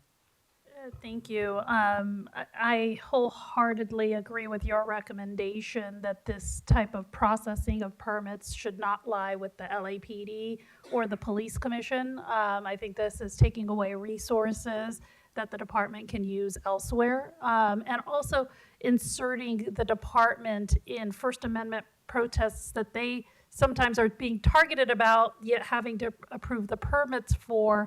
It just creates an unnecessary conflict there and unnecessary appearance that they're having to go to the police department for a permit so that they can protest against the police, right? Like, putting that in the hands of the Bureau of Street Services makes utter sense to me, and it should be a one-stop shop with consultation and outreach to the police department as one of many other departments that need to be informed of the planned things. So I completely agree with the recommendation and hope that the city council does turn over the processing piece of these permits to the Bureau of Street Services. Thank you. Commissioner Garcia? Yeah, same sentiment. The city already has a system and an infrastructure to process permits for other type of events that includes street closures, and it includes a component for all the departments, including LAPD, to provide feedback on the safety issues that they foresee or the resources that are needed. So 100% agree that we should move it. Thank you. Commissioner Scobin? I'm curious, how many sworn personnel and what ranks would be freed to work on other assignments if your proposal was adopted? So Sergeant Guzman oversees our special events permits unit. I can have him respond to that. Good afternoon, Commission. So currently I have 5 officers and myself that complete all the process when it comes to all these permits. So with this motion, it had to do with just the parades themselves. When we talk about First Amendment permits, we're still talking about street closures when it comes to marches and assemblies, which we would still process. And you're talking about over 300 for the year. So when it comes to parades, it's only about 30 parades that we have that we process. What happens is when these parades come to us, a lot of the entities like sanitation, LAFD, Department of Transportation, Bureau of Street Services, Public Works are not aware of these parades, including the people that live in these routes where these parades actually happen. So transferring this to Bureau of Street Services to actually accomplish would make it easier for every entity within the city to actually understand and know what's going on, to include the council districts, the mayor's office. So they would still complete those, and we would still do the First Amendment when it comes to marches or assemblies. So we really wouldn't have any officers going back to the field because we still have to process those.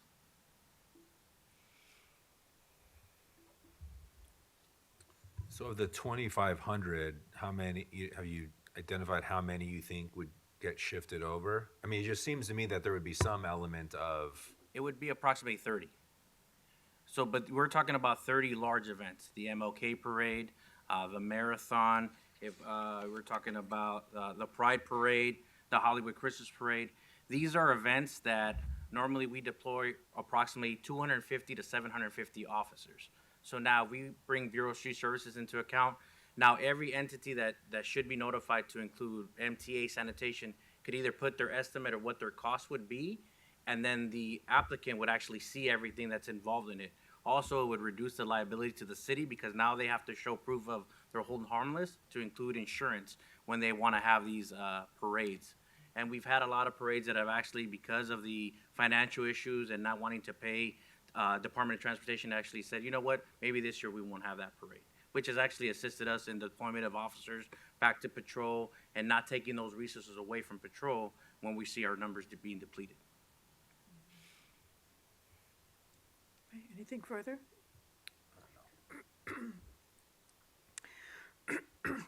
Commissioner Tabor? So I support the idea of the one-stop shop.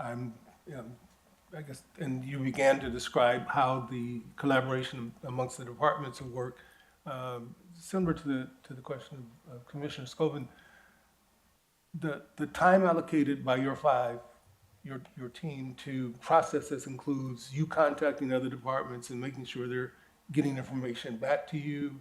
Does it also include then educating the applicant on responses from those departments, or how does it currently operate? If you could describe some of that. Correct, sir. So when my officers initially get these applications, some can be as short as 5 days before an event. We reach out to all the entities in hope that we actually get a response back. And it's normally via email, and we try to make a phone call. But if you actually do that in the Bureau of Street Services and an applicant makes the application, every single organization gets an email. And then every single organization needs to respond back, because Bureau of Street Services then follows up with a second email saying, does your entity need to either put a cost estimate or deny this based on any kind of safety? And sometimes even LAFD comes on board and says, you know what, we can't, there's a safety issue involved because of the street closure. They don't have a lane for us to have emergency vehicles. So there's a lot of things involved that help us out when we actually do permits through Bureau of Street Services, in comparison when we facilitate the permit and have to wait for all these responses back from the different entities. Right. Yeah, so I saw that as an operational efficiency in that context. I wanted you to describe it more thoroughly. Thank you for that. I don't want to peel back this orange too much, but how will transferring it to the council, to this one-stop shop, how will that free up individuals, or is it you're hoping to expedite the process so you're not spending as much time of those individuals who currently do this? Correct. It would be more of an expedited process, and then it would allow even the council districts to be able to put their, say their words, to say either support or get help and facilitate, because as you know, the city council approves about 305 different events where they subsidize. So there could be conflicts there, and this would actually help us reduce those type of conflicts that we have with events that they're already supporting. I have no further questions. Thank you very much. Okay, well, thank you Hey, so can much. can I just ask one follow-up question? Yes. Have we looked at what, so if this is only dealing with like the official parades, have we looked at the feasibility of moving over and shifting over First Amendment assemblies and demonstrations to the Bureau of Street Services? And why is that not another thing where there can be consultation with the LAPD, but not LAPD having to process all of those? So when we look at all the First Amendment permits that we actually process through our office, over 300, you're now adding those 300 to Bureau of Street Services, where they have very limited personnel to do that. They do a lot when it comes to cost recovery, something that has some type of funding source. When we actually meet with their organizers, they actually like to look at us face to face. We make that connection with them. We set the expectation with them of what they can and cannot do and why. And we do that so that way they work with us to inform us of what's going on, instead of having these spontaneous protests or marches where we're trying to scrounge up officers. We can actually facilitate that in the future. So if we were to move those events, I think it would be very hard for Bureau of Street Services. That's why only moving the parade, something that affects a lot of different entities within the city, is very important. Also, when we talk about marches, assemblies, and protests, we at Special Events work closely with our Bureau of Special Events to look at deployment, to look at how many officers are needed, to look at if it's let's say it's a union, and we work with our labor relations. So there's a lot of moving parts when it comes to that, but parades themselves are less intrusive when it comes to many different entities within our own department having to put their 2 cents in. When it comes to First Amendment, we kind of look at those closely, depending on what's also happening throughout the city, throughout the U.S., throughout the world. Sometimes parades don't have that First Amendment, point to it, and sometimes they'll decide to cancel, and it actually helps us out when deploying resources throughout the city.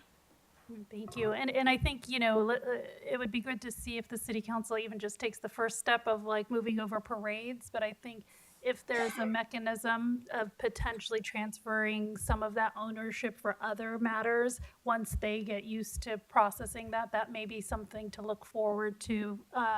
Again, if the city council is looking for things to take off the plate of the LAPD, this is an area that they can look at more so than some other areas that they've looked at in the past. Thank you. Okay, well, thank you so much for your report. Madam Secretary?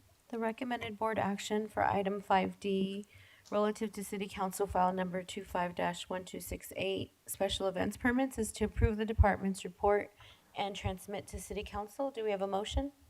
Yes, there is a motion to approve the Los Angeles Police Department's department response to City Council motion file number 25-1268 regarding special events programs.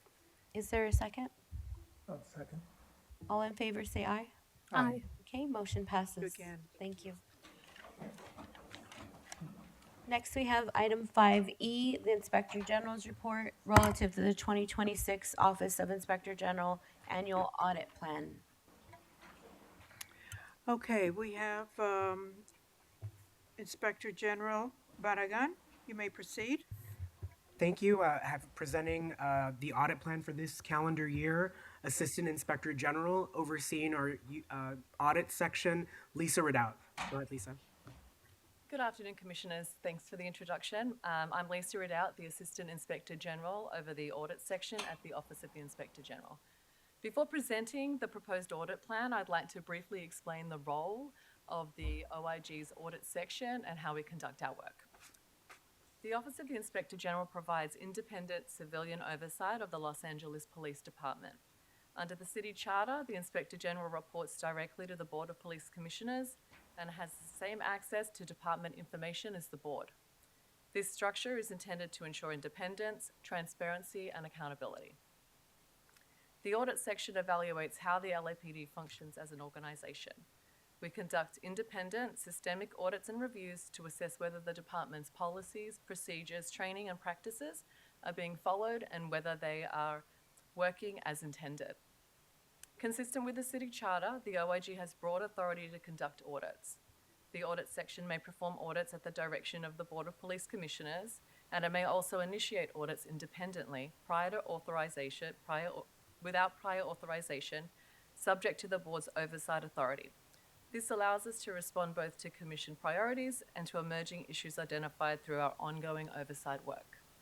To conduct thorough and meaningful reviews, the OIG has full and direct access to LAPD personnel, facilities, and records, including documents, data, and audio and video files. This access allows the audit section to perform comprehensive, data-driven analyses. The audit section is staffed by civilian investigators and performance auditors with experience in auditing, compliance, data analysis, investigations, and policy review. When an audit begins, a project lead works with a designated department liaison to identify relevant data, schedule interviews, and maintain regular communication through the process, while preserving the OIG's independence. Audit topics are selected based on several factors, including trends identified through OIG oversight work, prior audit findings, input from the Police Commission, and concerns raised by community members. While the audit plan outlines our anticipated work for the year, the OIG retains flexibility to adjust priorities or conduct additional audits as needed. At the conclusion of each audit or review, the audit section issues a public report explaining the issue examined, the methodology used, and the findings. When appropriate, reports include recommendations to strengthen compliance, improve accountability, and reduce risk. All audit reports are presented to the Board of Police Commissioners in public session, and the OIG tracks the department's implementation of approved recommendations. With that overview, I will now turn to the proposed audit plan for calendar year 2026. The topics presented today serve as a framework for the audit section staff. The scope and objectives of each project will be refined following initial research and consultation with department subject matter experts. At this time, I'll present a brief overview of the intended review objectives for each of the proposed audits topics. So for topic 1, crowd control and protest management, we intend to review the policies, procedures, and training the department implemented after the civil unrest in 2020 to improve the department's management of crowd control and response to protests. We'll also review the complaints and uses of force that arose after the 2025 civil unrest and compare them to the complaints and uses of force which arose after the earlier 2020 civil unrest to evaluate whether those policy and procedural changes had any impact on the department's response to crowd control and protests. Topic 2, area station holding tank procedures. For this project, we will audit inmate safety checks and related procedures for holding tank benches at the area police stations. We'll also assess whether procedures, technology, and compliance with safety check policies are consistent across the department or whether they vary by area. Topic 3, SWAT selection. For this project, we will review the protocols and processes used to select candidates to attend SWAT school, focusing on selection criteria and the consistency in which it is applied. We'll also review the reason and documentation for any officers eliminated from SWAT school. Topic 4, unreported stops. We will identify digital in-car video recordings that do not have a corresponding incident number and evaluate if any could potentially represent unreported stops. And the final topic, Code 3 driving, which is driving with the emergency lights and sirens. We'll review a sample of Code 3 driving incidents, including responses to calls for service and requests for backup or help, to assess compliance with department driving policies, particularly those related to safe driving and minimizing unnecessary risk to officers and the community. We'll also examine collisions and related complaints to identify any unsafe driving patterns or trends. That concludes my presentation, and the Inspector General and I are here to answer any questions the Commission may have. Thank you very much for your report. And do any of the commissioners have a question regarding the 5 areas of the project topic? Thank you so much for the report. Just with regards to the last one, does that include also like police pursuits, or is that encompassed? We'll may consider including that in the report as well. It's just that pursuits have many more requirements, so it depends on, it may be like 2 parts to the project or something like that, but yes, we will definitely want to look at vehicle pursuits as well. Thank you, and thank you for the thoughtfulness and the variety of things that you are looking at to provide oversight. Thank you. Commissioner Garcia? No questions, thank you. Commissioner Scobin? Yeah, thank you. I guess the question is are we capped at 5? I'd propose to add an additional audit revolving around ALPR usage. I think it's a hot topic that would be a positive one to add to the audit schedule for this year. We actually currently are undertaking a review of the ALPR usage. So your questions may be answered and incorporated in that report, which should be coming out in the next couple of months. So if it doesn't, we can certainly add to another ALPR project. There is so many tentacles when it comes to ALPR. There's access, there's sharing, and then there's actual use, out in patrol and by detectives. So we can certainly look at adding another project if the questions you have or the concerns you have are not addressed by our current project. Thank you. Commissioner Tabor? I have no questions at this time. I do have a question regarding the logistics and the timeline of it. Can you tell us, Inspector General, when can we see our first audit report? Yeah, so we've, since assuming the role, the prior acting inspector general put before this board a 2025 audit plan. And so my office has undertaken the opportunity to complete a number of those reports. And so this calendar year, you'll be seeing items from 2025's audit plan presented to you as soon as next week. So we'll have a more fulsome summary, and I could even provide at a future public IG's report what you'll be expecting to see each month. And also for the commissioner's awareness, I can brief on certain topics. The Brown Act doesn't preclude just providing information on some of the things that we're seeing. So if there's a particular area, I would like to hear from you in public session. I'd like to, as I go out with my staff into community, part of, I think, the promise of those engagements is to listen and to try to use the limited resources that our office has to address the concerns that the public has.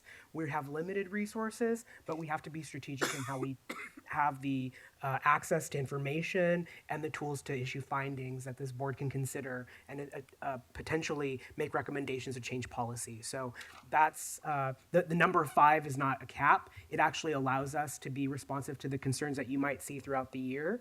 But I think the question about a more targeted framework, when will we see those? We're looking to have these wrapped up within 1 year and hopefully sooner, and we will provide a summary of what you can expect to see.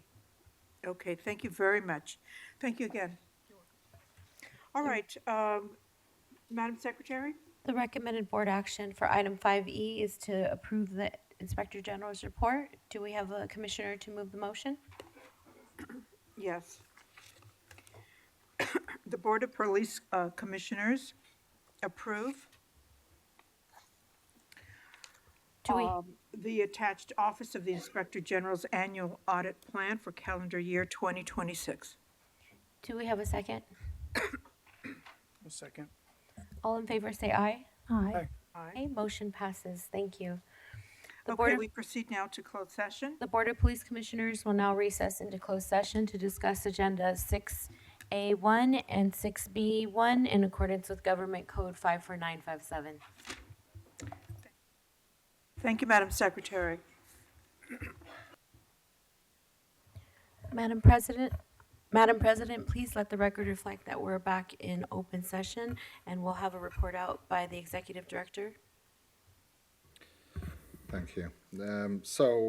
Item 6A, at the regular meeting of the Board of Police Commissioners on January 27, 2026, during the closed session, the board made the following findings by a 5-0 vote in the case of officer-involved shooting 004-25. For tactics, tactical debrief, 2 police officers, 2. Administrative disapproval, 2 police officers, 2, and 1 sergeant, 1. For drawing and exhibition of a firearm, in policy, no further action, 2 police officers, 2. And for the lethal use of force, out of policy, 1 police officer, 2. And then moving on to item 6B, the item was discussed, and that concludes the report out. With no other items on the agenda, do we have a motion to end the meeting? I move that this meeting be concluded. Do we have a second? Second. All in favor, say aye. Aye. Okay, meeting's adjourned. Thank you.